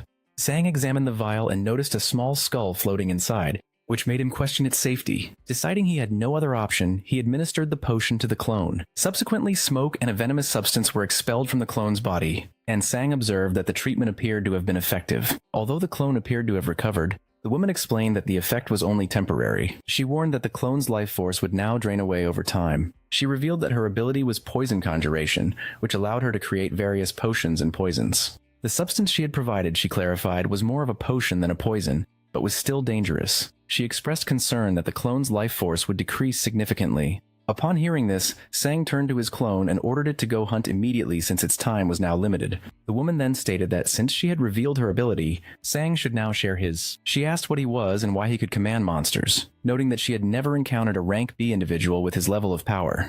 Sang corrected her, informing her that he was actually rank E. The woman expressed her disbelief and questioned how a rank E hunter could operate in such a dangerous area. Sang interrupted her, telling her to relax and asserting that he would be the one asking the questions from that point on. Meanwhile, at the Yahello Guild's warehouse, several members were moving boxes. They called over a young woman who appeared to be blushing. Another guild member approached and asked the first woman why she was gathering so many items, remarking on her unusual behavior. The woman explained that a person named One Tag had requested a favor. The second woman wondered aloud why Sang needed such a large quantity of stones, and questioned if he intended to consume them all. Later on a train, the woman from the earlier fight reflected on Sang's harsh reaction to her question about his ability. She considered the possibility that he was a dangerous person, but then decided that she should try to trust him instead. Attempting to appear composed, she told Sang that he could talk to her if he wanted to. Sang turned to face her, thinking to himself that her suspicions about him had been foolish. Sang stood up and asked the woman about the Hisong Guild, which she had mentioned while fleeing. Surprised, she questioned how a hunter could be unaware of them. Sang explained that he had only been a hunter for a short time and asked her to tell him about the guild's illicit activities. The woman revealed that Silver Moon is a puppet organization for the Hisong Guild, created to handle their unethical operations. She added that the Hisong Guild is controlled by a man with a mustache. Recalling someone else who had been harmed by them, Sang asked if she had also been captured by the Hisong Guild. The woman replied that he did not need to know that information. Having acquired the details he sought, Sang announced that he was leaving to continue hunting. The woman asked why he was departing so soon. He told her that if she did not wish to remain, she should make her way to the gate. He then turned and walked away. Sang remarked that he found her ability impressive. In response, she said that she disliked her power because it had many side effects and was designed primarily for killing. Sang then handed her Junmo's contact card. He advised her to call the agent if she was afraid of the Hisong Guild and needed a safer place to work, noting that the agent also held a strong dislike for the guild. With that, he departed to hunt monsters. As he left, Sang reflected that he should have made a greater effort to persuade her, as her poison ability could be very useful for his clones. During a subsequent fight, Sang's clone number 1 suddenly collapsed and disappeared. This was a side effect of the poison ability, which Sang recognized as a significant drawback. Once the skill cooldown period ended, he resummoned the clone, which appeared unclothed. He instructed it to get dressed, and after it was ready, he resumed hunting. Unseen by Sang, 2 large men were watching him from a distance. They appeared to be some of the hunters who had been gathering gems before he forced everyone to leave the area. Deciding to search for valuables themselves, they soon discovered a puddle of refined liquid crystal. The men discussed how a small amount of the substance was worth 100 times more than ordinary gems, and could increase a person's stats by 0.5. However, they also knew that consuming it would transform the user into a monster. One of them, a man with blonde hair, concluded that the stat boost was not worth the risk. His companion then mentioned an illegal organization called DEP, which processed these items for human use. Since DP purchased all available gems, their suppliers became very wealthy. Realizing the immense value of their discovery, the 2 men decided to return the next day to collect all of the liquid crystals. After the men closed the door and left, it immediately opened again. The woman who had been with Sang appeared in the doorway. She had been followed by one of his clones, but had managed to evade it. She began gathering all the valuable items in the room, stuffing them into her clothes. A chaotic crowd was running nearby, and she blended in with them to make her escape. The clone in the vicinity did not notice her departure. Meanwhile, Sang continued to accumulate wealth from his hunt, until he was interrupted by an incoming message. The day after being told to come to Kina's guild for a mission briefing, the men who had initially found the liquid crystal returned to the dungeon. They discovered that the crystal was gone. In response, one of the men violently grabbed a guard by the throat. Expressing frustration with the security, he demanded to know who had been allowed to enter the area. The guard explained that the only individuals who had accessed the site were Sang's group, and the people who were subsequently evacuated. But upon hearing this, the man released the guard, recalling his encounter with Sang and his companions. He internally questioned how he could possibly contend with opponents of their caliber. Meanwhile, a female character who had escaped the earlier conflict was moving through the night. She felt relief at having met Sang, believing she would not have survived otherwise. She had also managed to acquire some gems from the incident. As she stopped to examine the gems she had taken, a business card fell from her pocket. She picked it up and remembered Sang's words. He had told her that her ability was impressive and offered her a place by giving her the number on the card. Despite this, her thoughts turned critical. She dismissed Sang as an idiot and decided she would not contact him simply because he had praised her skills. At the guild meeting, Taewon began the briefing. He stated that the mission was related to Odin's Tower, a place where Team 1, which included his sister, was currently trapped. Junmo appeared confused by this information, while Sang asked for clarification on what Odin's Tower was. Taewon explained that it is a unique type of dungeon that has an entrance, but no known exit. The only link to the outside world is a being known as Mana, and communication with those inside is only possible through telepathy.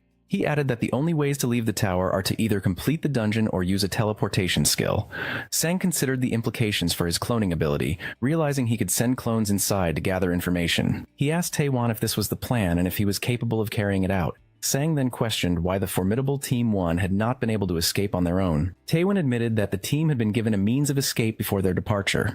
Wanta then stepped forward to provide a detailed explanation of the events that led to the team getting trapped. He recounted that 5 years prior, just before the end of the 2005 disaster, his sister had awakened a subspace storage skill. During that difficult period for humanity, her ability to store items and even people proved essential for their survival. Over the years, they overcame many dangerous situations together. His sister grew to become a fierce leader, eventually taking command of Team 1. Wanta recalled advising her that it was only safe to enter Odin's Tower with a teleporter on the team. His sister, however, argued that they had already tried to recruit teleporters without success, and were well prepared with scrolls. She insisted that they needed to undertake the mission immediately to prevent their guild from falling behind its rivals. To prove their readiness, she showed Wanta their vast stockpile of supplies. Though he was reluctant, she convinced him, and the team set out for the tower. A friend later tried to reassure Wanta, urging him to trust his team and his own judgment as guildmaster. On that very day, he made the public announcement that Sang had seen when he was younger, an event Wanta described as a coincidence. Junmo then asked if any attempts had been made to contact the team. He explained that they had taken 10 telepathy scrolls to send back information. Communications proceeded as normal for the first few weeks. However, after about a month, something went wrong. In the communication tent set up at the tower's entrance, an operator was preparing a scroll to receive a message from the team, but the transmission he received was completely unexpected. Taewon continued his story about the tower, recalling the day his team used a scroll to establish contact with Team 1, who were trapped inside.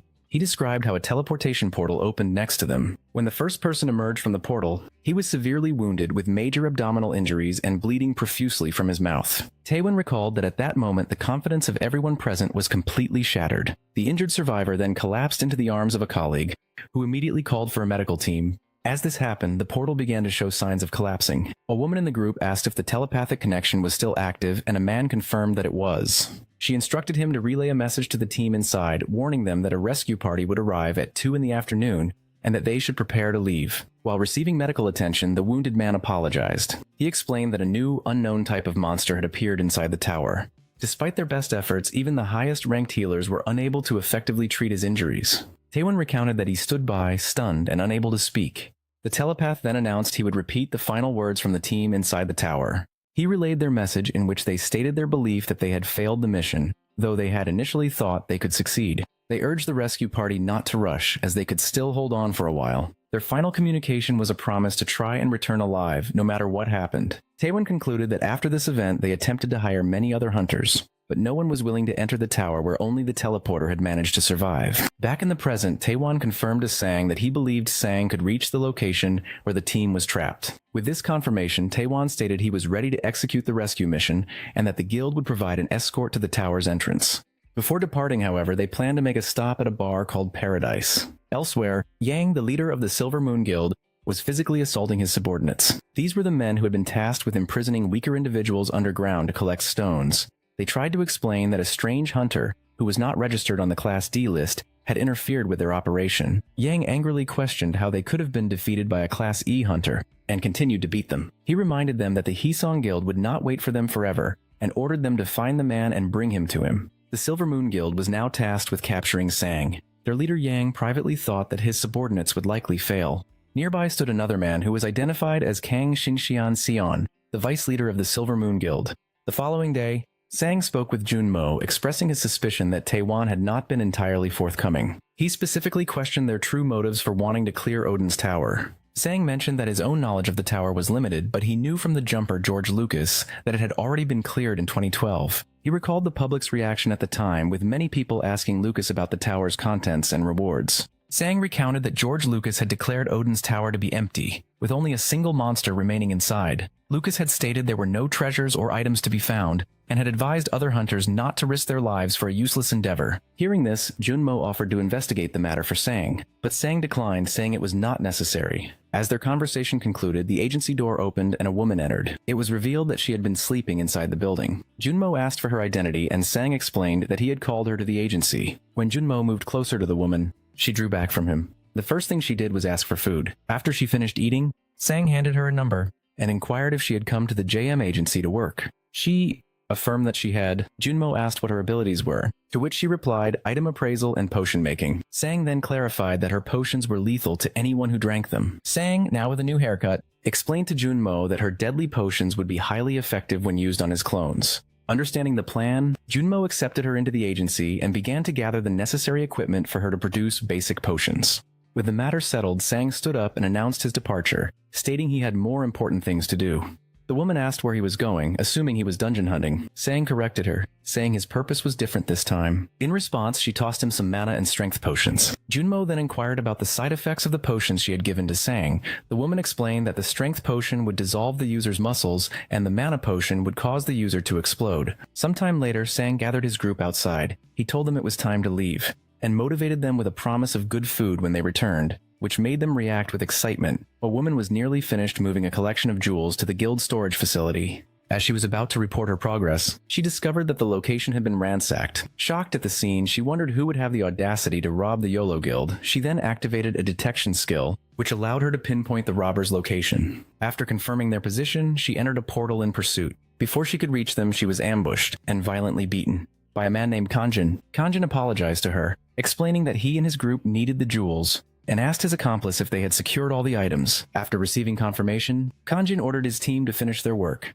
and set the building on fire. The jewels they stole were the same ones Sang required for an upcoming mission. The scene then shifts to Iceland, where Sang and his companions arrive in a spacecraft. They stand before a portal leading to Valhalla, which is connected to Odin's tower. At the entrance, guards informed Sang that a man named Wanta was waiting for him. Sang proceeded through the portal and emerged onto a stone path in an area that resembled outer space. He was disoriented by the environment, observing that it did not look like a tower. Sang noted the extreme cold and located the guild supply depot. Inside, he found that all the jewels had been stolen and the occupants were discussing the incident. When Sang and his clones arrived, the people present greeted him with enthusiasm.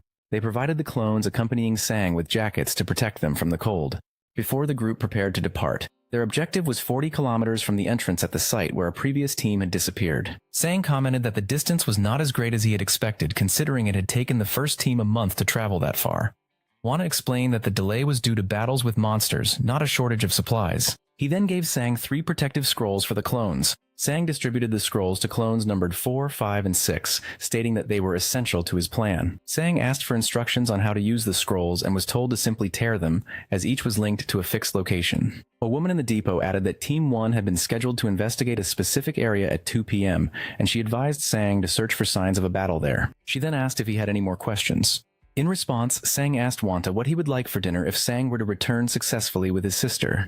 Wanta replied that he would want a homemade meal. The clones gathered their swords and potions, and the team of 5 set out on their mission. Sang remained behind, sitting in a chair to activate his familiar ability. Back at the depot, a nervous Wanta acknowledged that the success of the mission was now entirely dependent on Sang. Sang's familiar ability was functioning correctly, allowing his summoned warriors to move through the severe snowstorm. The weather presented a major obstacle, making progress difficult, even with his inherent resistance to the cold. He eventually arrived at Odin's Tower, situated near a structure that appeared to be a frozen city. Upon his arrival, Sang experienced an unusual sensation. He realized he now possessed full and direct control over his primary familiar body.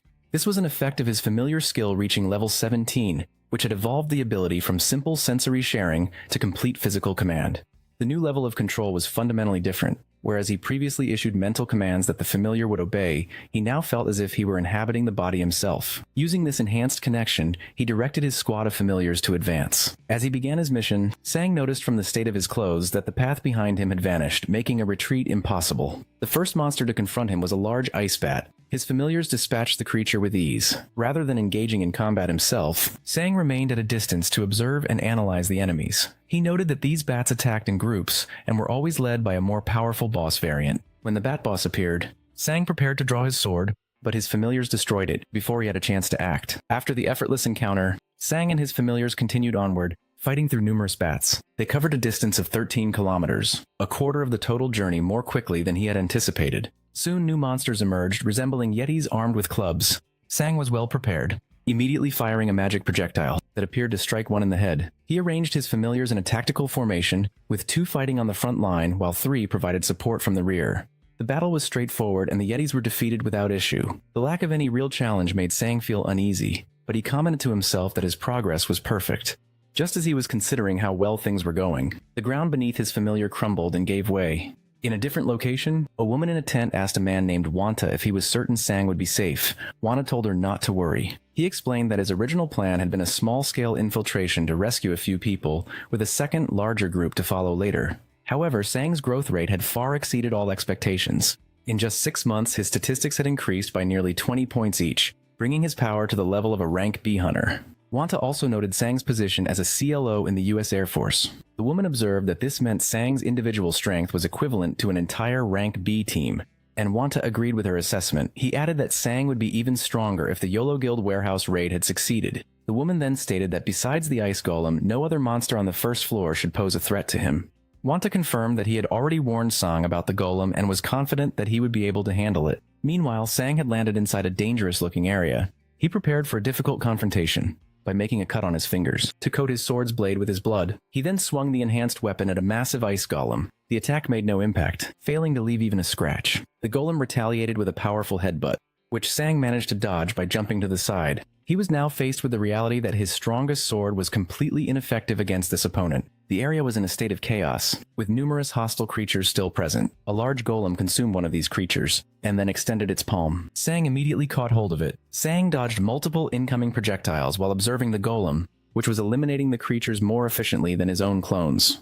Sang found this suspicious. He recalled being warned that to defeat the golem, he must strike the yellow core located in the center of its chest. Sang considered his options, as his magic bullets failed to even scratch the core. The golem raised its arm for an overhead hammer blow, and Sang instructed his clones to evade the attack. He dodged falling debris, but was unable to avoid an incoming punch. The blow did not hit him directly. Instead, it struck and destroyed his clone, number 5. Seeing this, Sang realized he must deal with the situation quickly and considered using a teleport scroll. Formulating a plan, Sang charged toward the golem, which was now dragging the remains of the destroyed clone. Sang activated an ability in his legs as the golem attempted to bite him, narrowly avoiding being eaten. He lunged forward, just as the creature's mouth snapped shut. The remaining clones looked on with uncertainty. But Sang was revealed to be safe, outside the golem. Lying on the ground, he looked at the angered creature and asked it if it tasted what it just swallowed. It became clear that Sang's maneuver caused the golem to ingest the teleport scroll. A brief flashback clarified Sang's strategy. As clone number 5 was being struck, Sang decided that if he could not break the core, he would teleport it away instead. The scroll activated inside the golem, creating a portal that affected only its living component. The core vanished and the golem was neutralized. With the golem defeated, Sang received a significant increase to his strength, vitality, dexterity, and mana. His clone skill also leveled up. He reflected that this particular skill had been stagnant for a long time compared to his others.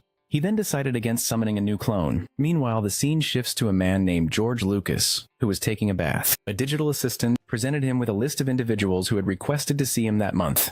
He became visibly distressed when he reviewed the list. He asked his assistant if any of the requests came from South Korean guilds, and the assistant confirmed there were none. George Lucas remarked that this was absurd and that things had changed. He instructed the assistant to reject all appointment requests and to proceed with the planned inauguration ceremony for his new academy. The scene changes again, focusing on a character named Baldy. He was approached by the man whom Sang had previously defeated. The man said that he had finally found Baldy after their last encounter. He asked Baldy how he had managed to escape from a group he called the Silver Moon Bastards. Baldy replied only that he had received help, without revealing his rescuer's identity. He then mentioned that their companion Chang Wan was tired. Suddenly, a knocking sound was heard at the door, which was then opened. A man identified as Kanjin entered and immediately struck a chubby man with his fist, sending him flying across the room. Kanjin then entered and asked who had attacked the members of Silver Moon in the hunting field. He warned the men present that they were the third group he had questioned, and that the previous two had claimed to know nothing. He then wondered aloud if this group would also deny having any information. The chubby man activated an ability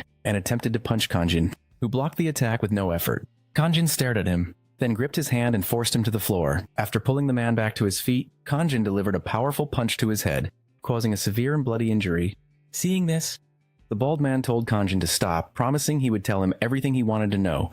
Kanjin feigned confusion before striking the bald man in the mouth. He told the man that he would be forced to talk one way or another and questioned why he was acting as if providing the information was a generous offer. Kanjin then asked why he was protecting the chubby man, adding that he was going to die anyway. He struck the bald man again, knocking him to the ground, and then moved to stomp on him. The man screamed for him to stop, admitting that he knew the identity of the person who attacked Silver Moon. As he begged for mercy, Kanjin stated his belief that any problem could be solved with fists. The man was about to reveal Sang's identity. The scene shifts to a frozen, icy region where Sang and his clones were traveling. Sang decided they should slow down and remain on high alert. He noted that although they had not encountered any monsters for some time, they had discovered numerous corpses. Sang considered how difficult it would be to recover the bodies from such a location, and wondered what had killed so many people. Sang asked one of his clones for their current position, and the clone confirmed they were close to their destination. He instructed them to search for any traces of battle left by an individual known as Team 1, mentioning they needed to check everything by 2 o'clock. Suddenly, a clone moved in front of Sang, intercepting a stabbing attack from an unseen assailant. A large monster then materialized before him. Sang was confused by the monster's sudden appearance, and theorized that it might possess an invisibility skill, as the only evidence of its presence had been footprints on the ground. An entire group of these creatures then surrounded them. Sang realized that these undetectable monsters were responsible for the corpses he had found earlier. He attempted to draw his dagger, but one of the creatures shoved him backward. A clone positioned behind him immediately attacked and sliced the monster. As they fought, more invisible creatures continued to appear, becoming visible only when they attacked. Sang found it strange that his clones were capable of blocking the monster's surprise attacks. He decided to relinquish control of his body to his primary clone number 1 so he could observe the fight. Number 1 drew a cursed sword. Although he appeared to be negatively affected by the weapon, he did not seem to be concerned. Sang blocked an invisible attack, then sensed another one from behind,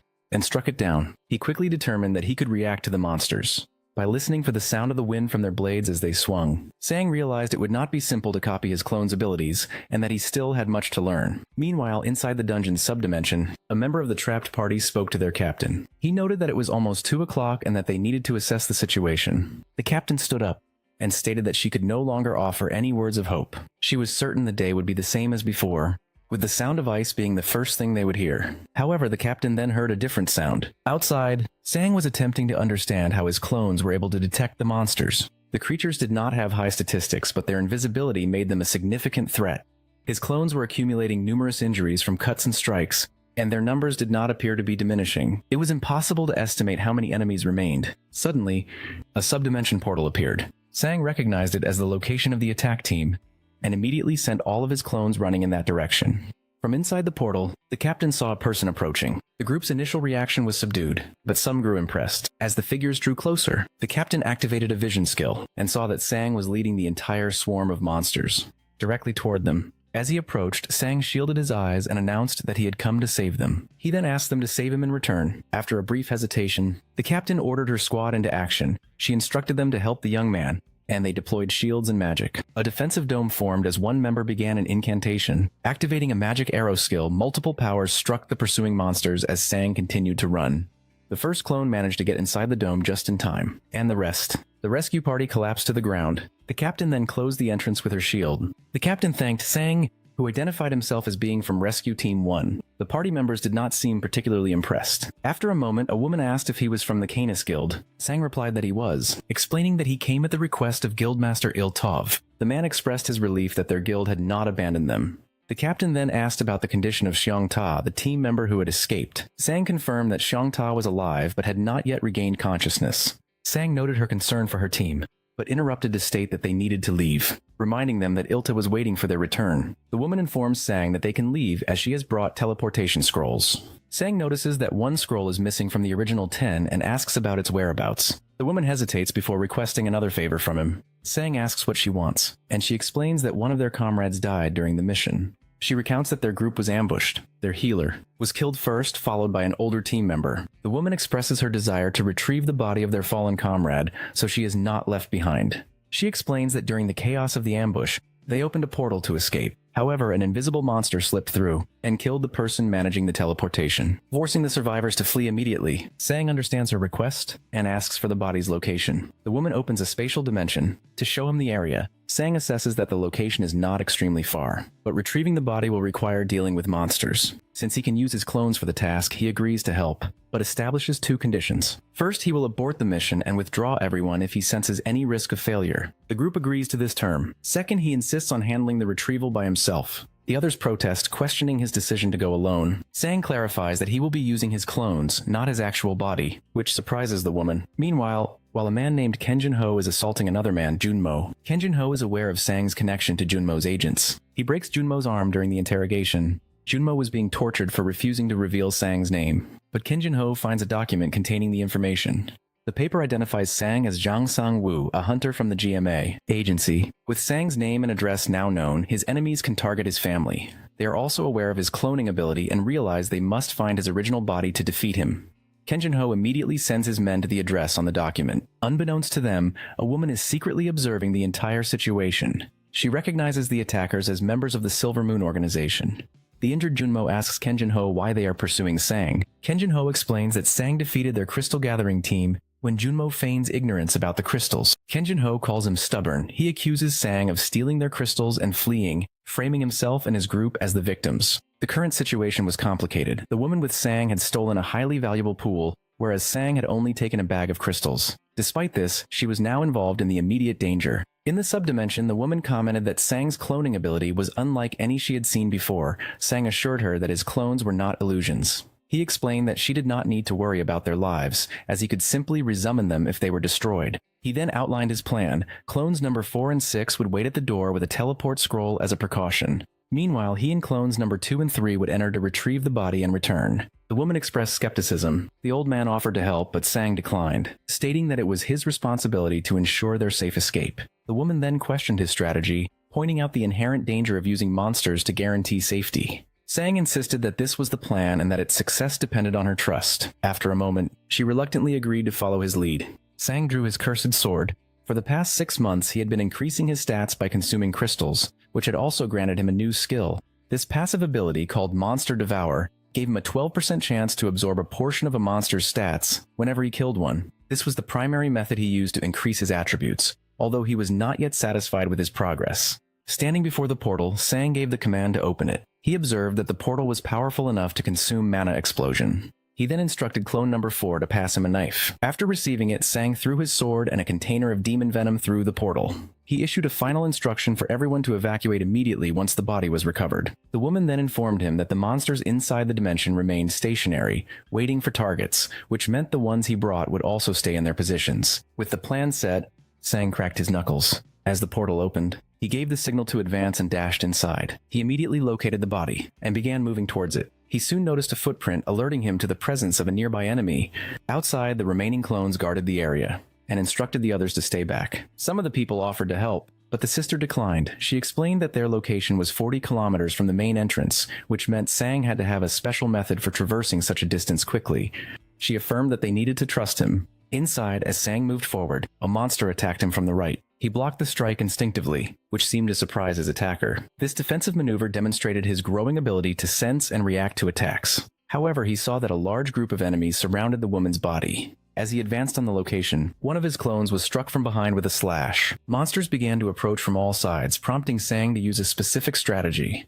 He opened a pot and consumed a potion, which significantly amplified his mana. With this boost, he fired a powerful projectile at a large corpse, an attack that effectively cleared the entire area of threats. Inside a separate location, the observers were stunned by Sang's diverse abilities, which included creating clones, wielding various weapons, and launching devastating attacks. Sang asked an injured companion if he was still able to move, and the man confirmed that he could. Sang then instructed him to retrieve a specific body as they did. Sang sensed that the corpse's mana was dangerously unstable and on the verge of exploding. The body began to disintegrate, transforming into a form of dark sorcery. Deciding to act as a decoy, Sang drew the enemy's attention. An aura materialized above him, and he was quickly surrounded. Meanwhile, 2 of his clones collected the body. Sang then shouted for his companions to flee, before stomping the ground with enough force to launch everyone into the air. The clones used this upward momentum to land ahead of the others and sprint towards a portal. The group escaped successfully, and one of the female members expressed her gratitude. After passing through the portal, the group began to cut a scroll to seal it.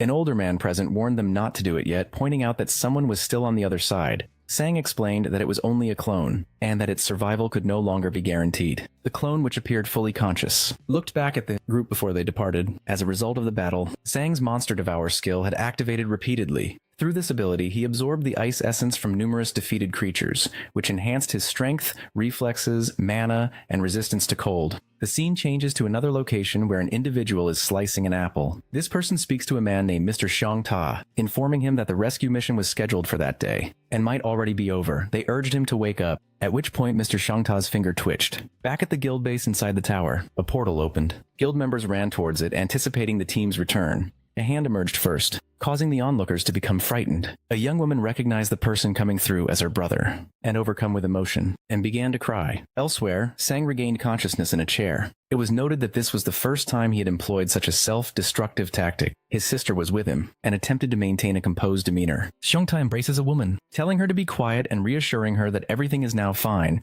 though he also calls her an idiot. In response, she begins to cry. The woman explains that she was terrified and had been certain no one would be able to rescue them. She feels responsible for what happened to another woman during the incident, as they have their emotional reunion. A group of people watches them. Elsewhere, the man who had been hospitalized finally regains consciousness. Later, Sang is reviewing his stats when a clone appears and returns his sword. He is pleased to see that his attributes have increased significantly. Taewon then approaches and addresses him as Mr. Hunter, formally thanking him in Japanese. Sang replies that he only accepted the job for the high pay. Taewon dismisses this and promises that, from that point on, he will provide assistance whenever Sang needs it. He clarifies that Sang only needs to inform him of any problems. Sang later approaches Taewon to return a scroll that he did not use during the mission. Taewon initially tells him to keep any unused items from the expedition as his own. Sang refuses the offer, insisting that the scroll belongs to the guild and that he would feel wrong keeping it. Junmo then takes the scroll back. The sister expresses her surprise, remarking that Sang had apparently been present with them the entire time. Taewon explains that Sang remained stationary while using a familiar skill to control his creatures from a distance. The sister now believes the explanation, admitting she had previously thought it was a story made up to calm them down. Taewon observes Sang and contemplates how powerful he might become in the future. Outside, Sang remarks to Taewon that he will likely be busy now. Taewon confirms this, stating that he must check on everyone's health, and also make preparations for funerals. Sang's phone, which was inactive in sight, the dungeon, suddenly receives numerous notifications. He checks the messages and is shocked. to learn that Junmo has been abducted by members of Silver Moon. The message includes Junmo's current location, which is being tracked. Sang becomes visibly angry, informs Taewon that he needs to leave immediately. When Taewon asks why, Sang explains that Silver Moon has kidnapped Junmo. Taewon questions the motive, and Sang speculates it is retaliation for his earlier conflict with one of their members at the hunting field. Hearing this, Taewon retrieves a scroll from his jacket and offers it to Sang for his trip. Sang initially refuses, but Taewon insists, reminding him of his promise to provide full support. At the entrance to the Silver Moon Guild, a group of people is gathered and is waiting. Nearby, a young woman is watching the scene when someone calls out her name. A woman is apprehended by an unknown man, who questions her presence. Before she can be harmed, Sang emerges from a portal behind them. He acts quickly, choking one assailant, while two of his clones surround another with knives. The woman is stunned by the speed of the intervention, which takes place while a henchman can be heard struggling violently nearby. The woman urges Sang to stop, explaining that they need to get information from the man he is subduing. Complying, Sang ties up the assailant and asks for the captive's location. The woman informs him that Junmo was taken to the Silver Moon Guild's storage facility. Sang tells her to wait where she is, as he prepares to assemble his allies. Inside the storage building, Junmo is being held captive by a man named Kang Nguyen. Junmo has been repeatedly beaten. Kang Nguyen asks him why his group chose to interfere with their guild. As Junmo wonders if his associate Sang Woo will come to his rescue, one of Kang Nguyen's men reports that Sang Woo is abroad and will not be back for several hours. Just as the captors consider ordering food, a powerful blow strikes the door. The metal door is cut open from the outside and bursts inward. Sang enter and asks the men if they are from the Silver Moon Guild. Kang Nguyen expresses surprise, stating he had expected Sang's arrival to be much later. Some of his men who seem to know about Sang's abilities ask about his other masked companions, prompting Kang Nguyen to order them to capture the clones, while a weakened Junmo shouts for him to stop. Sang confronts the guild members with an expression of intense anger. The first man who attacks met with an elbow to the chin that dislocates his jaw, followed by Sang taking his arm, when another henchman in a suit steps in to help. Sang breaks his arm as well. With all of his subordinates swiftly incapacitated on the floor, Kang Nguyen calls them useless. He observes that Sang defeated them all without moving from his initial position. Kang Nguyen calls for a pause, stating that he wants to ask a question as a precaution. He then asks Sang where he has hidden the crystals. Sang seems confused by the question, recalling only that he had picked up some ordinary stones. He warns Kang Nguyen that he has crossed a line and that the conflict will not end peacefully. Kang Nguyen retorts that Sang is the arrogant one, revealing that he investigated Sang's office and acknowledges his physical strength. Based on the ease with which he defeated the henchman, Kang Nguyen estimates Sang to be at least a B-class hunter with high stats. Kang Nguyen continues his analysis, mocking Sang for having what he considers a useless cloning skill, despite his impressive stats. He speculates that Sang's only other ability must be a concentrated attack. Kang Nguyen claims this weakness explains why Sang associated with a low-tier agency,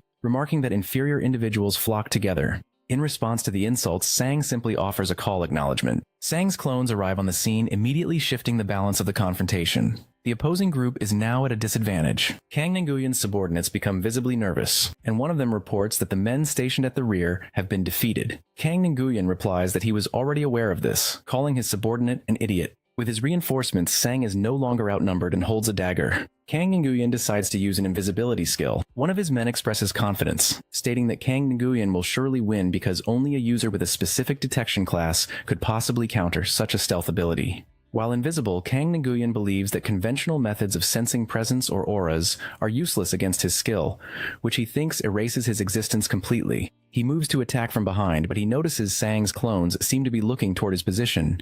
Still, he is confident that Sang cannot detect him, and that the fight will end shortly, just as Kang Nguyen closes in. Sang orders his clones to seize him. The clones immediately captured a surprised Kang Nguyen, restraining him effectively. Sang then instructs some of his clones to transport the injured Junmo to a hospital.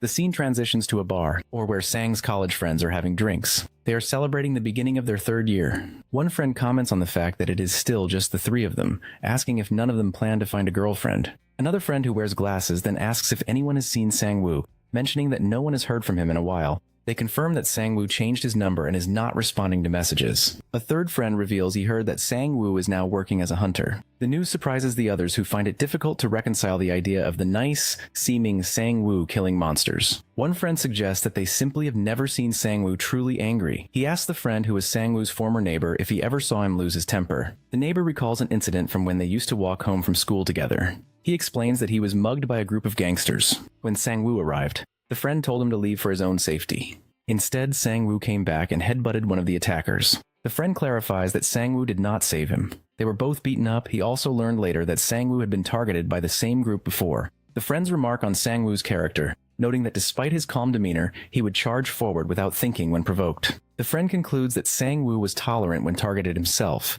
but became aggressive when his friends were threatened. Back in the present, a shocked Kang Nguyen asked Sang how he was able to detect him. Sang notes Kang Nguyen's confidence in his ability, and then explains that he had just finished fighting a group of monsters that used the exact same skill. Sang reminds Kang Nguyen of his earlier insults, recalling that Kang Nguyen had dismissed his skill as trash and warned him against coming here. After the battle at Odin's Tower, Sang's statistics showed a significant increase, with nearly 10 points added to each stat and his cold resistance rising to 19. He acted decisively, throwing one of his opponents a considerable distance. His clones reported that one enemy had escaped, but that all the others had been subdued. Sang instructed them to take Junmu to the hospital for treatment, telling him not to worry. Nearby, the defeated Kang Nguyen struggled to get up. He thought about the official report, which listed Sang's strength at only 19, a number that was clearly inaccurate given the current circumstances.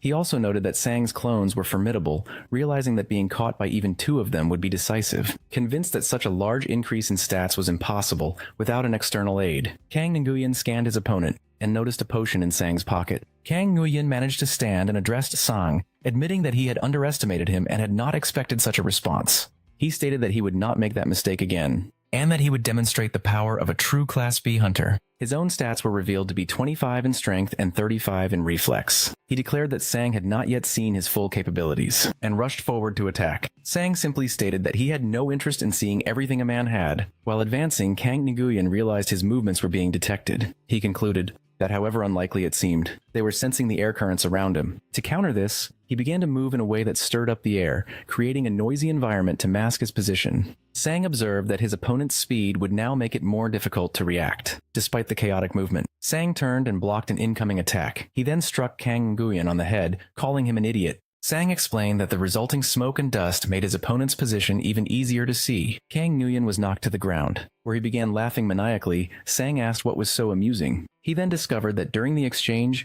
Kang Nguyen had managed to steal the potion from his pocket. Kang Nguyen held it up, explaining that he knew something was unusual about Sang's stats, and asked if the potion was the source of his power boost. Sang advised him that it would be better not to drink the potion. Kang Nguyen ignored the warning and consumed the entire vial. His strength stat began to rise rapidly, climbing from 29 to 37, and then to 51, causing the ground beneath him to crack. Empowered, Kang Nguyen told Sang that he could no longer hear him because his own strength was now too great.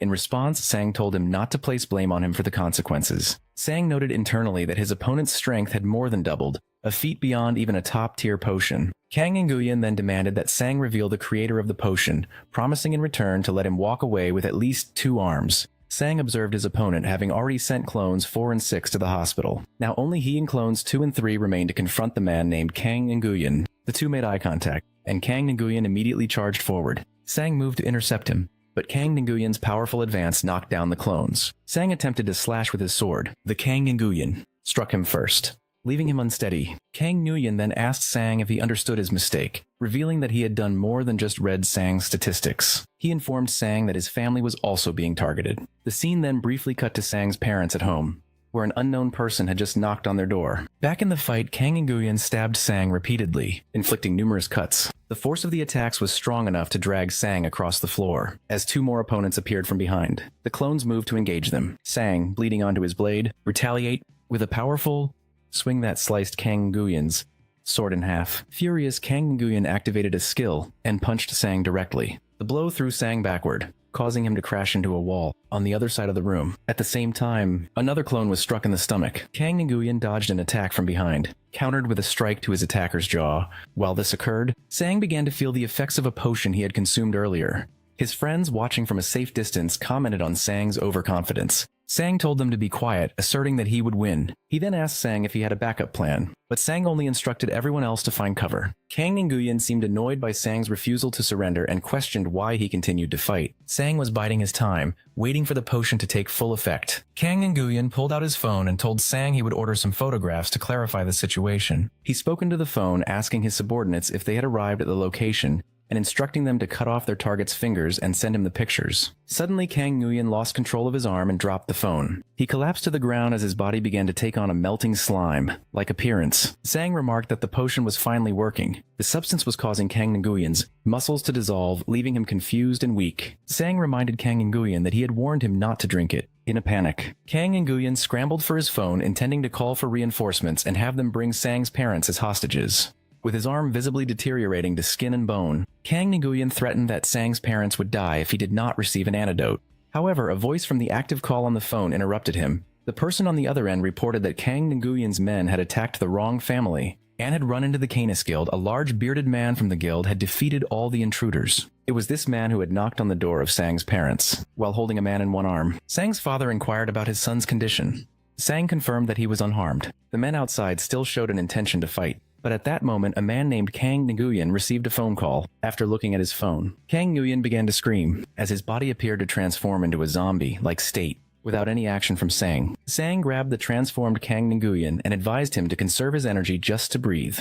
He then seized Kang Nguyen's arm and warned him never to touch anyone he cared about, concluding the confrontation. A woman nearby watched the scene in shock. Sometime later, Sang went to the hospital to speak with Junmo. Since visiting hours were over, he entered the room through the window. Junmo noticed blood on Sang's face and asked what had happened. Sang explained that he was fine due to his regeneration ability, and warned Junmo that the group known as Silver Moon was not finished with them yet. He then asked Junmo for his opinion on whether he should undergo a re-evaluation for his hunter ranking. Junmo agreed, noting that Sang's rank had already increased after the portal incident, but he had not completed any official reclassification tests since then.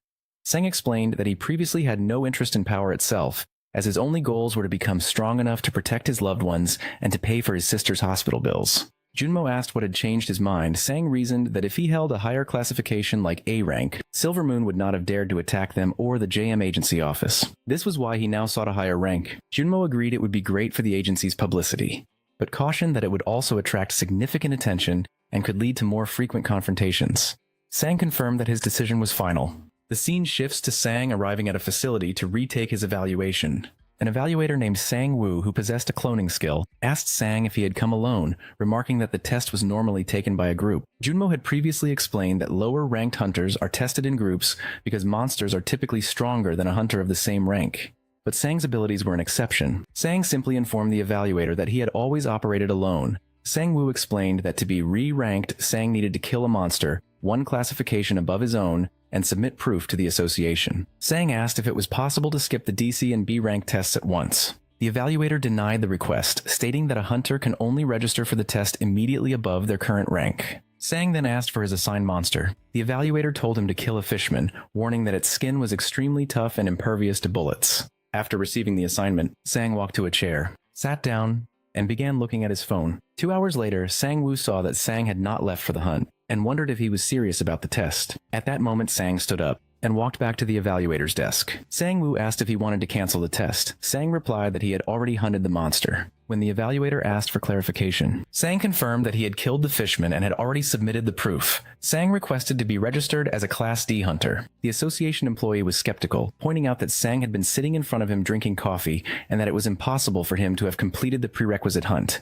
The employee, who had not seen Sang leave the building, was unaware that one of Sang's clones had gone to the hunting ground. He told Sang to check the confirmation himself, as it had already been sent by the hunting ground. The employee then reluctantly checked the system and found official confirmation that Sang Woo had successfully hunted a number 5 fishman. Confused by the result, the employee called the hunting field to verify Sang's activity. The staff on the other end confirmed that Sang had indeed hunted and killed a monster there. The employee wondered aloud if the system had malfunctioned. Sang, who had been waiting patiently, asked if there was a resolution. The employee, privately suspecting some form of deception, agreed to process the rank upgrade. The employee officially promoted Sang to Class D, but informed him that he would report the unusual circumstances of the test. In response, Sang immediately asked to be registered for the Class C evaluation. Later at night, a girl was walking with a bag of crystals while talking to Sang. She apologized to him, admitting that it was her fault JM had been attacked. She then confessed that she was the one who had stolen the crystal jewels from the field. Upon hearing her confession, Sang's expression grew serious.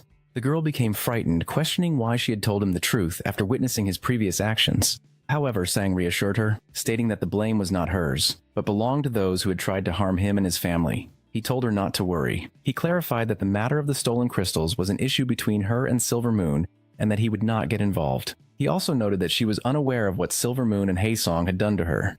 The girl, trembling, put on her hat, thanked him, and quickly ran away. Back at the Hunter Association, the same employee informed Sang that he had passed the evaluations for both Class C and Class B. Sang stood up and stated that he was finished for the day. Surprised, the employee repeated his words as a question. At that moment, another official arrived and commented that Sang had finally done it. The first employee asked if he knew Sang, and the second man confirmed that he did, identifying Sang as the individual with the unique permission to enter multiple hunting fields at once. The second official elaborated, mentioning the doctor who had evaluated Sang's skill. He recounted that the doctor was so deeply affected by what he saw that he told everyone about the unique ability. The official remarked that it was strange Sang had not ranked up until now. He predicted that the news of a hunter advancing from Class E to Class B in a single day would cause a major stir in the hunter community. A week later, newspapers were filled with stories about the hunter nicknamed Clonudo. The reports detailed his unprecedented promotion from Class E to Class B in one day, calling it the fastest rank up in history. The public learned that his clones were real entities, not illusions. During this time, Sang received a payment of $5 billion. Sang was shocked by the sum of money. Taewon explained that it was his payment for a successful mission. Sang protested that the amount was too much. Taewon clarified that while he had initially framed the request as a favor, it was a formal job. He insisted Sang accept the payment, arguing that no one else would have taken the mission, and the problem would have remained unresolved without him. Taewon concluded by inviting Sang to visit the guild in the future. Sang collapsed to the ground, overwhelmed with relief. He realized his financial concerns were resolved, and that he now possessed enough money to care for his sister. He decided he would use the funds to hire the S-rank healer known as Bless. Sang imagined his first meeting with the healer, picturing himself grabbing the man's legs and begging with such intensity that the healer would be compelled to accept the job. Meanwhile, the leader of the Silver Moon Guild was angered by Kang and Nguyen's defeat. He questioned the strategy of seizing all of the Yolo Guild's assets, as it left them with no one to process their crystals. The leader resolved to destroy the incriminating documents to conceal their activities. At that moment, a woman named Yang Jue Cheol appeared. She commented on the leader's strength and accused a person named Chicago of stealing a stash of items. The Silver Moon leader suggested there had been a misunderstanding and proposed a conversation, but he simultaneously attacked her with a punch. She parried the blow with her claws. At the Canis Guild office, Junmo met with Taewon and other members. He thanked Taewon for sending agents to protect Sang's family. Taewon correctly deduced that Silver Moon was the attacking party. Junmo confirmed this and stated that he did not consider the conflict to be over, especially with the involvement of Kenjin Ho. Taewon acknowledged Kenjin Ho as the vice leader of Silver Moon and recalled that Sang had left Kang Nguyen in a permanently incapacitated state. It was then revealed that Yunmo had previously managed Kang Nguyen when he worked at the Hai Song Guild. The connection between the Haesong and Silver Moon guilds was already well known. Yangdu Cheol then arrived at the Canis Guild office. She reported that the members of Silver Moon, whom she called bastards, were manufacturing crystals and jewels to supply the Haesong Guild. She handed over files to Junmo as proof. She greeted Junmo, stating she had heard a lot about him and referred to him as a crazy man. In response, Junmo mentioned he was aware she had recently visited Silver Moon. She confirmed she had been there briefly to retrieve some items. Taewon asked for clarification about a term he heard. DRP Yangju Cheol explained it was a body-enhancing drug made from the jewels, and that the Haesong Guild was heavily involved in its production, indicating the substance was extremely dangerous. The narration then provided historical context about the hunter profession. The occupation was legalized only after the end of a major catastrophe. Governmental systems were put in place to manage hunting fields with soldiers, tax hunting profits, and officially purchase monster byproducts. While this framework made the job seem stable, not all hunters agreed with the new regulations. A group of hunters opposed mandatory identity registration and hunting restrictions. These individuals formed their own clandestine society, operating in secret and using illegal weapons to protect their income. It is revealed that Yangju Chil is a member of this underground society. The scene shifts to her arriving at a bar with a large quantity of crystals. The bartenders were visibly shocked by the immense amount she had brought with her and advised the woman against retrieving the items. She smiled and explained that she had found them left at the station. In response, Sang frowned. Suddenly, a group of men appeared and approached a woman named Wu Haiyan, informing her that she was to come with them. The men were likely from a guild. Wu Haiyan attempted to ask the bartender for help, but he refused, explaining that the men were threatening his family. At that moment, another individual stepped forward to intervene. One of the men questioned the newcomer's identity and his formal attire. The newcomer confronted the man and told him to back off. When the man tried to reply, he was punched in the jaw. As he began to retreat, he noticed that Sang had arrived at the scene. The narrative then shifts to a flashback. In the past, Sang had informed Wu Haiyan that he would assist her now that she was part of the GM agency. He instructed her to attempt to sell the crystals she had collected, predicting that their opponents would take the bait. The scene changes to an undisclosed location, where the master of the Haesong Guild, a man named Shin, was being searched by guards. He was informed that he had 10 minutes. He left. As the door was opened for him, inside, he met a woman known as the Oracle. She acknowledged his presence, and Shin asked if his arrival was unexpected or if she was toying with him.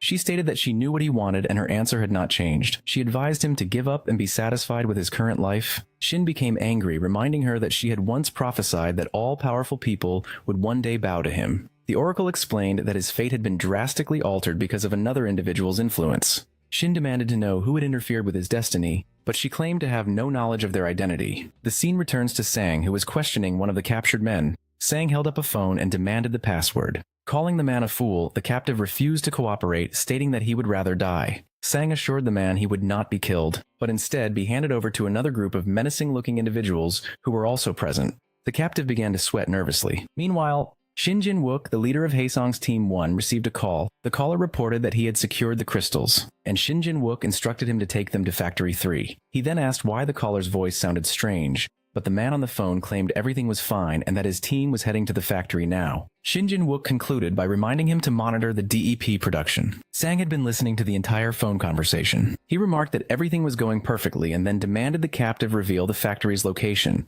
The man protested that he would be killed if he told him. In response, Sang addressed the group of menacing men, announcing that the captive wanted to go with them. At this, the men drew their knives. After this threat, the captive provided the factory's location. Sang then instructed Woo Hyan to send the address to a person named Junmo. She thanked Sang for his assistance, but he showed little reaction. A woman approaches Sang and asks him to play a game. She mentions having seen news about the Clanudo and asks if this is the reason his companions all look the same. Sang confirms this, and the woman asks if he was paying attention and if he knows her name. He replies that he does, identifying her as the potion maker. The woman Kim Woo-hyan playfully pretends to choke him, before asking where his clones are. Sang explains that they are busy as he had left them to have a barbecue while he ran errands. Upon receiving the audio from Sang's conversation, Junmo recognizes the voice of Shin Jin-wook, the individual behind their recent problems. This confirms for both of them that Shin Jin-wook and his associates are involved. Kim Woo-hyan explains that there are 5 crystal suppliers for the Haesong Guild. With Silver Moon taken down, Red Tail and other guilds, all at least rank B, still remain. Junmo questions why they do not target Haesong directly, as selling crystals is illegal. She acknowledges the idea but points out the difficulty, as Haesong is led by the strongest hunter in Korea. Wanta advises Junmo to be cautious and avoid walking alone. Junmo agrees and says he will also warn Sunwoo. Taewon remarks that Sunwoo likely does not need such a warning, as it seems improbable that anyone could successfully kidnap him. Junmo then sends a message to Sang confirming that the material is a component for a drug called DP. He tells Kim Woo-hyan to remain at the office until the situation is resolved. She asks if the office trashed by Silvermoon has already been repaired. Sang replies that she will be surprised when she sees the new office. Junmo arrives to show Kim Woo-hyan the new extensively renovated office, which now includes new meeting rooms and a fully equipped laboratory specifically for her. Junmo also points out that there are rooms in the back where she can stay if needed. As she reacts to the offer, Junmo receives a phone call, and his expression changes drastically. The call was to inform him of an emergency at the hospital, requiring Sang's immediate presence. Meanwhile, in Silvermoon's storage room, a man stands over a pool of blood on the floor and calls for someone to come out. A slime-like entity emerges from the ground, followed by several masked figures. The man asks for the location of Yangju Chil, who he is told is being held in the basement of the Yahello Guild. The masked figure confirms that everything, including the crystals, was taken, and that their enemies seem to know the location of the factory, likely due to Sang's investigation. The lead figure then hands vials to his subordinate, instructing him on who to use them on. He states that if his enemies want the drug, he will give it to them, even in its unperfected state. In the Yahello Guild basement, Yangju Chil is still tied up when the slime creature appears. The creature holds a syringe containing the drug and injects the substance into Yang's neck. Elsewhere, Wanta and a female companion are walking, discussing their plan to extract information from Yang. She teases him, suggesting he is only accompanying her to prevent her from being kidnapped. Suddenly, she smells something burning and notices a large amount of smoke. Both of them begin to run toward the source. Amidst a fire, a transformed monster is discovered. Nearby, an injured civilian is found on the ground. When questioned, the man explains that a monster had appeared in the basement and that the Class B squad was unable to defeat it. This information suggests the creature is at least a rank A monster. A woman on the scene wonders how the monster appeared without a portal.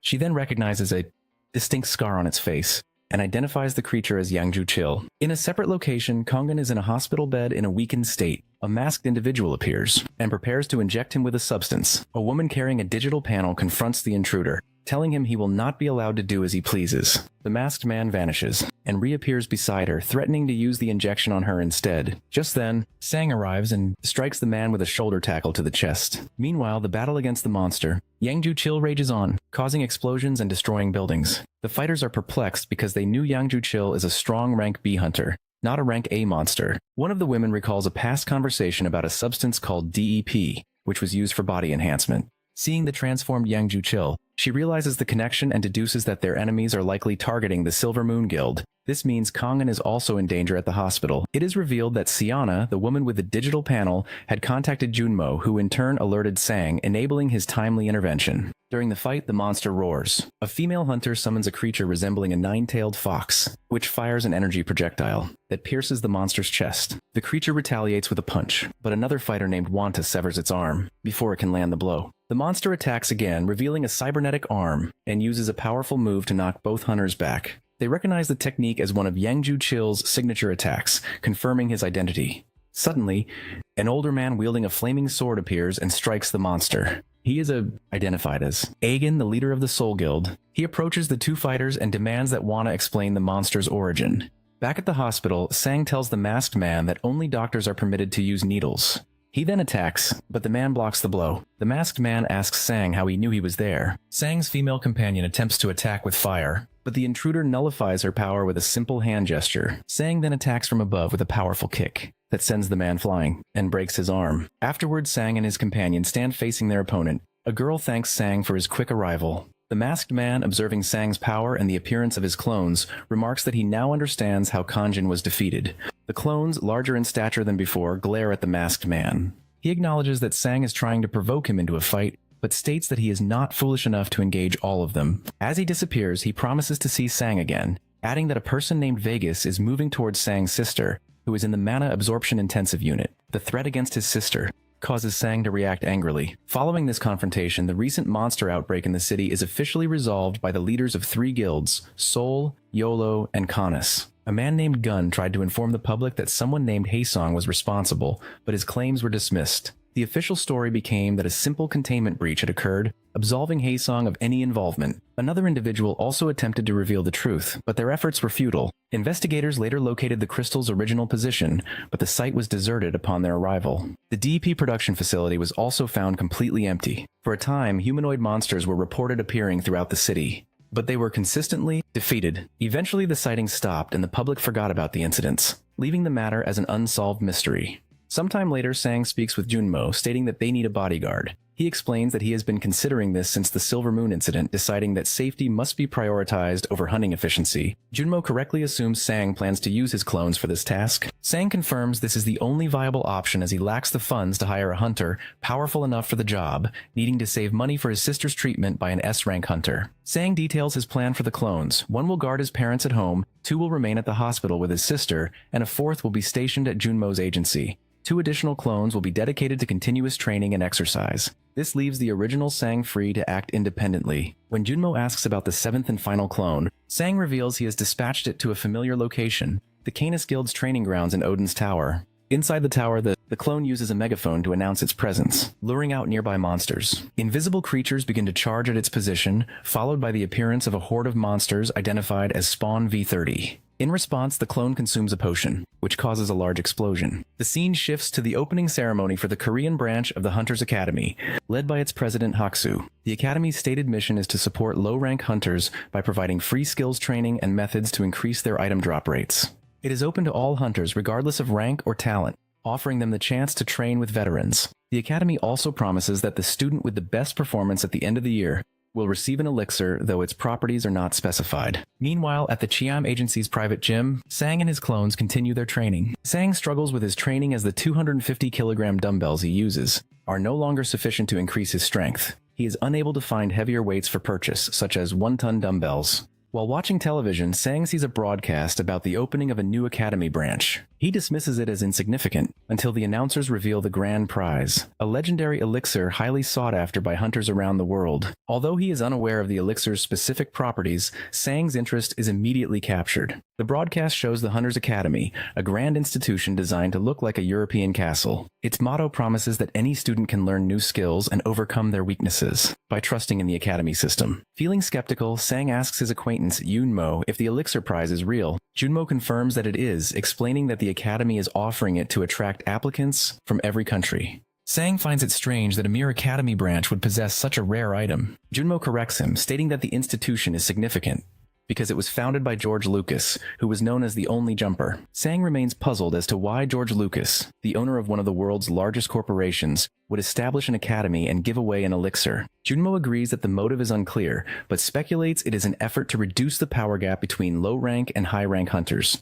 By improving the abilities of average hunters, they could reduce casualties during monster-related incidents. Junmo also adds that the academy seems to prefer applicants with weaker skills. Hearing this, Sang regrets having worked to raise his rank so quickly. However, Junmo reassures him that he may still qualify for admission based on other criteria. Junmo then points out that Sang's low-quality skills are an advantage. His main abilities, Strong Strike and Magic Bullet, are both F rank, whereas a typical B rank hunter would have around 70 skills of various grades. Sang has managed to advance using only his base stats and his clones. Patting him on the shoulder, Junmo tells Sang that his lack of quality skills makes him a guaranteed candidate for admission. When Sang asks him to stop, Junmo mentions a donation-based admission system. Sang asks for more details, and Junmo reminds him of the prize money he won from the Canis incident. Sang considers the cost, believing that even 5 billion won would be a worthy price to cure his sister with the elixir. Later at an event, the Academy's president gives a speech. He publicly acknowledges Sang, stating it is an honor to have him. Embarrassed, Sang replies that he is not special, but the president praises him and reveals that Sang donated 2.5 billion won to the school. Sang thanks him, but privately feels the situation is suspicious, as if he simply bought his way in. He reaffirms to himself that he would pay up to 10 billion won to acquire the elixir. Around him, other guests whisper, identifying him as Zhang Sang-woo, the clone user, and wondering if he is a clone. Sang ignores them, thinking that with his current level, he is confident he can reach the end of the competition. The director announced that 2 B-rank hunters would be enrolling in the academy that year. Sang learned that the second B-rank hunter's identity was confidential, but that this individual was supposedly as famous as he was. Sang immediately recognized this new student as competition for the elixir he intended to acquire. During the orientation, Professor Kang Hee-suk was introduced as the instructor for a class called Basic Food Magic. Since it was the first day, no formal classes were held. Sang was curious about the other B-rank hunter, but remained focused on his goal. Later, a student announced a welcoming party for the new students at Bargorium. Sang decided to attend, thinking it would be a good opportunity to identify his competitor. At the bar, Sang found the venue to be very crowded. He was quickly surrounded by other students, particularly a group of women who recognized him. They asked if he was the clone user who had killed the monster, expressing their admiration for his accomplishments. They then asked him to demonstrate his ability by creating a clone. Sang declined, stating that his clones were currently occupied with a mission. He used the opportunity to ask the students if they knew the identity of the other B-rank hunter. They were unaware of any other B-ranker enrolling and said that online news had only mentioned Sang's admission. Sang concluded that the other student was deliberately keeping a low profile and was probably not at the party. Deciding to leave, he announced his departure to the group. The female students urged him to stay and offered him a large alcoholic beverage. Sang consumed the entire drink, thanking them, and left the bar, leaving the others surprised. Due to his poison resistance, the alcohol had no effect on him. As he walked, he reflected on how his life had become more serious, leaving little time for socializing as he had with friends in the past. While on his way, an individual in a cap approached to ask for directions to the student party. Sang provided the directions and mentioned that the event was still in progress. The person asked why he was leaving so early. Sang explained he was heading home because he didn't know anyone there. He then recognized the person's voice, just as she asked if he would like to have a drink with her. The person was Yan, a former student of his. She confirmed that he should recognize her. Sang asked why she was at the academy, and she revealed that she was also a new student. He questioned if this meant she had failed the university entrance exam he had helped her study for. Jan avoided answering, instead commenting on the cold weather and reiterating her desire for a drink. Sang understood that he needed to stay and have a drink to obtain the information he wanted. The woman requested a drink, and Sang asked about her test results, suggesting that she had failed. She denied this, clarifying that she had successfully passed her exam. Confused, Sang asked why she was at the academy if she had passed her university entrance. She explained that becoming a hunter was her real dream, and she had only applied to university to satisfy her parents' wishes. Her personal goal was always to get a hunter's license after graduation. The new academy provided her with an opportunity, and she managed to convince her parents to let her enroll despite their concerns. They warned her it was dangerous, but she persisted until they agreed. She then asked Sang to explain his own reasons for being at the academy, addressing him as professor. An embarrassed Sang told her to stop using that title as he no longer held that role. The woman pointed out that since they had enrolled at the same time, he was not her senior, and she playfully called him a different nickname. She noted his discomfort, and then told him to look at her. After they consumed several alcoholic drinks, the woman became intoxicated. She requested another beverage, but Sang told her to stop. She was resting her head on the table when she suddenly looked up and asked for his new phone number. Upon receiving it, she expressed her satisfaction, stating that he now had no excuse not to contact her, before promptly losing consciousness. Sang proceeded to pay the bill for their drinks. Sometime later, the woman regained awareness and found herself being carried on Sang's back. Confused, she asked why she was on his back, whether she had fallen asleep, and if they were heading home. Sang confirmed she was awake, and explained that she had fallen asleep at the counter. The woman complained of feeling dizzy and unable to walk, so she held on to Sang as he carried her. While on his back, she asked why he had not contacted them over the past few months, adding that he could have found a way even with a different phone number. She confessed that she had initially planned to strike him out of anger, but she could not bring herself to do it after seeing him. She concluded by saying she had enjoyed their time together. Sang replied that he had a specific goal to accomplish, which was his reason for enrolling in the academy. He confirmed that he had also enjoyed himself, calling it the best day he had experienced in the last 6 months, and noting that the night was still young. He elaborated on his recent actions, describing himself as fundamentally lazy. He was afraid his determination would fade if he continued his old lifestyle, which would lead him to repeat the same mistakes and regrets. Believing that people do not change easily, he severed all of his past relationships to maintain his focus. He then assured her that she was still important to him and handed her the cap. As they arrived at her home, the woman admitted that she had misunderstood his intentions. Sang told her to put on the cap and said that he would forgive her this time. As he turned to leave, she warned him that she would not forgive him again. A man named Shin contemplates the significant impact Sang is having on the world. Nearby, a person in a white mask apologizes, reporting that the Nudo clone was stronger than anticipated and calling the clone a bastard. Shin muses to himself that the person in question was Zhang Sang-woo and that he should have asked for an autograph. Another individual appears to be beside Shin, asking why the lights were turned off. Shin ignores the question about the darkness and instead asks if all preparations are complete. He informs the person that they will start at the academy the following week, demanding results that justify the effort it took to enroll them. The individual confirms his understanding. This person is revealed to be Shin Junyum, Shin's son. He promises his father that he will not disappoint him. Shin then instructs his son to acquire the elixir. A week later at the academy, Sang's class is preparing to learn elemental magic. A female classmate is already in the room when the professor arrives. He announces that their first lesson will be the fireball skill, which he describes as a versatile and popular type of magic. Sang, focused on the lesson, internally questions whether he needs to learn this kind of magic. He recalls learning the strong strike skill through physical action and wonders how they will be taught a magic ability. And that's it, the story ends right here. So tell me, what did you think about this manhwa? Be honest. Drop your rating from 0 to 10 down in the comments. If you enjoyed the recap, don't forget to smash that like button and subscribe to our channel for more videos. Subscribe for more crazy stories like this one.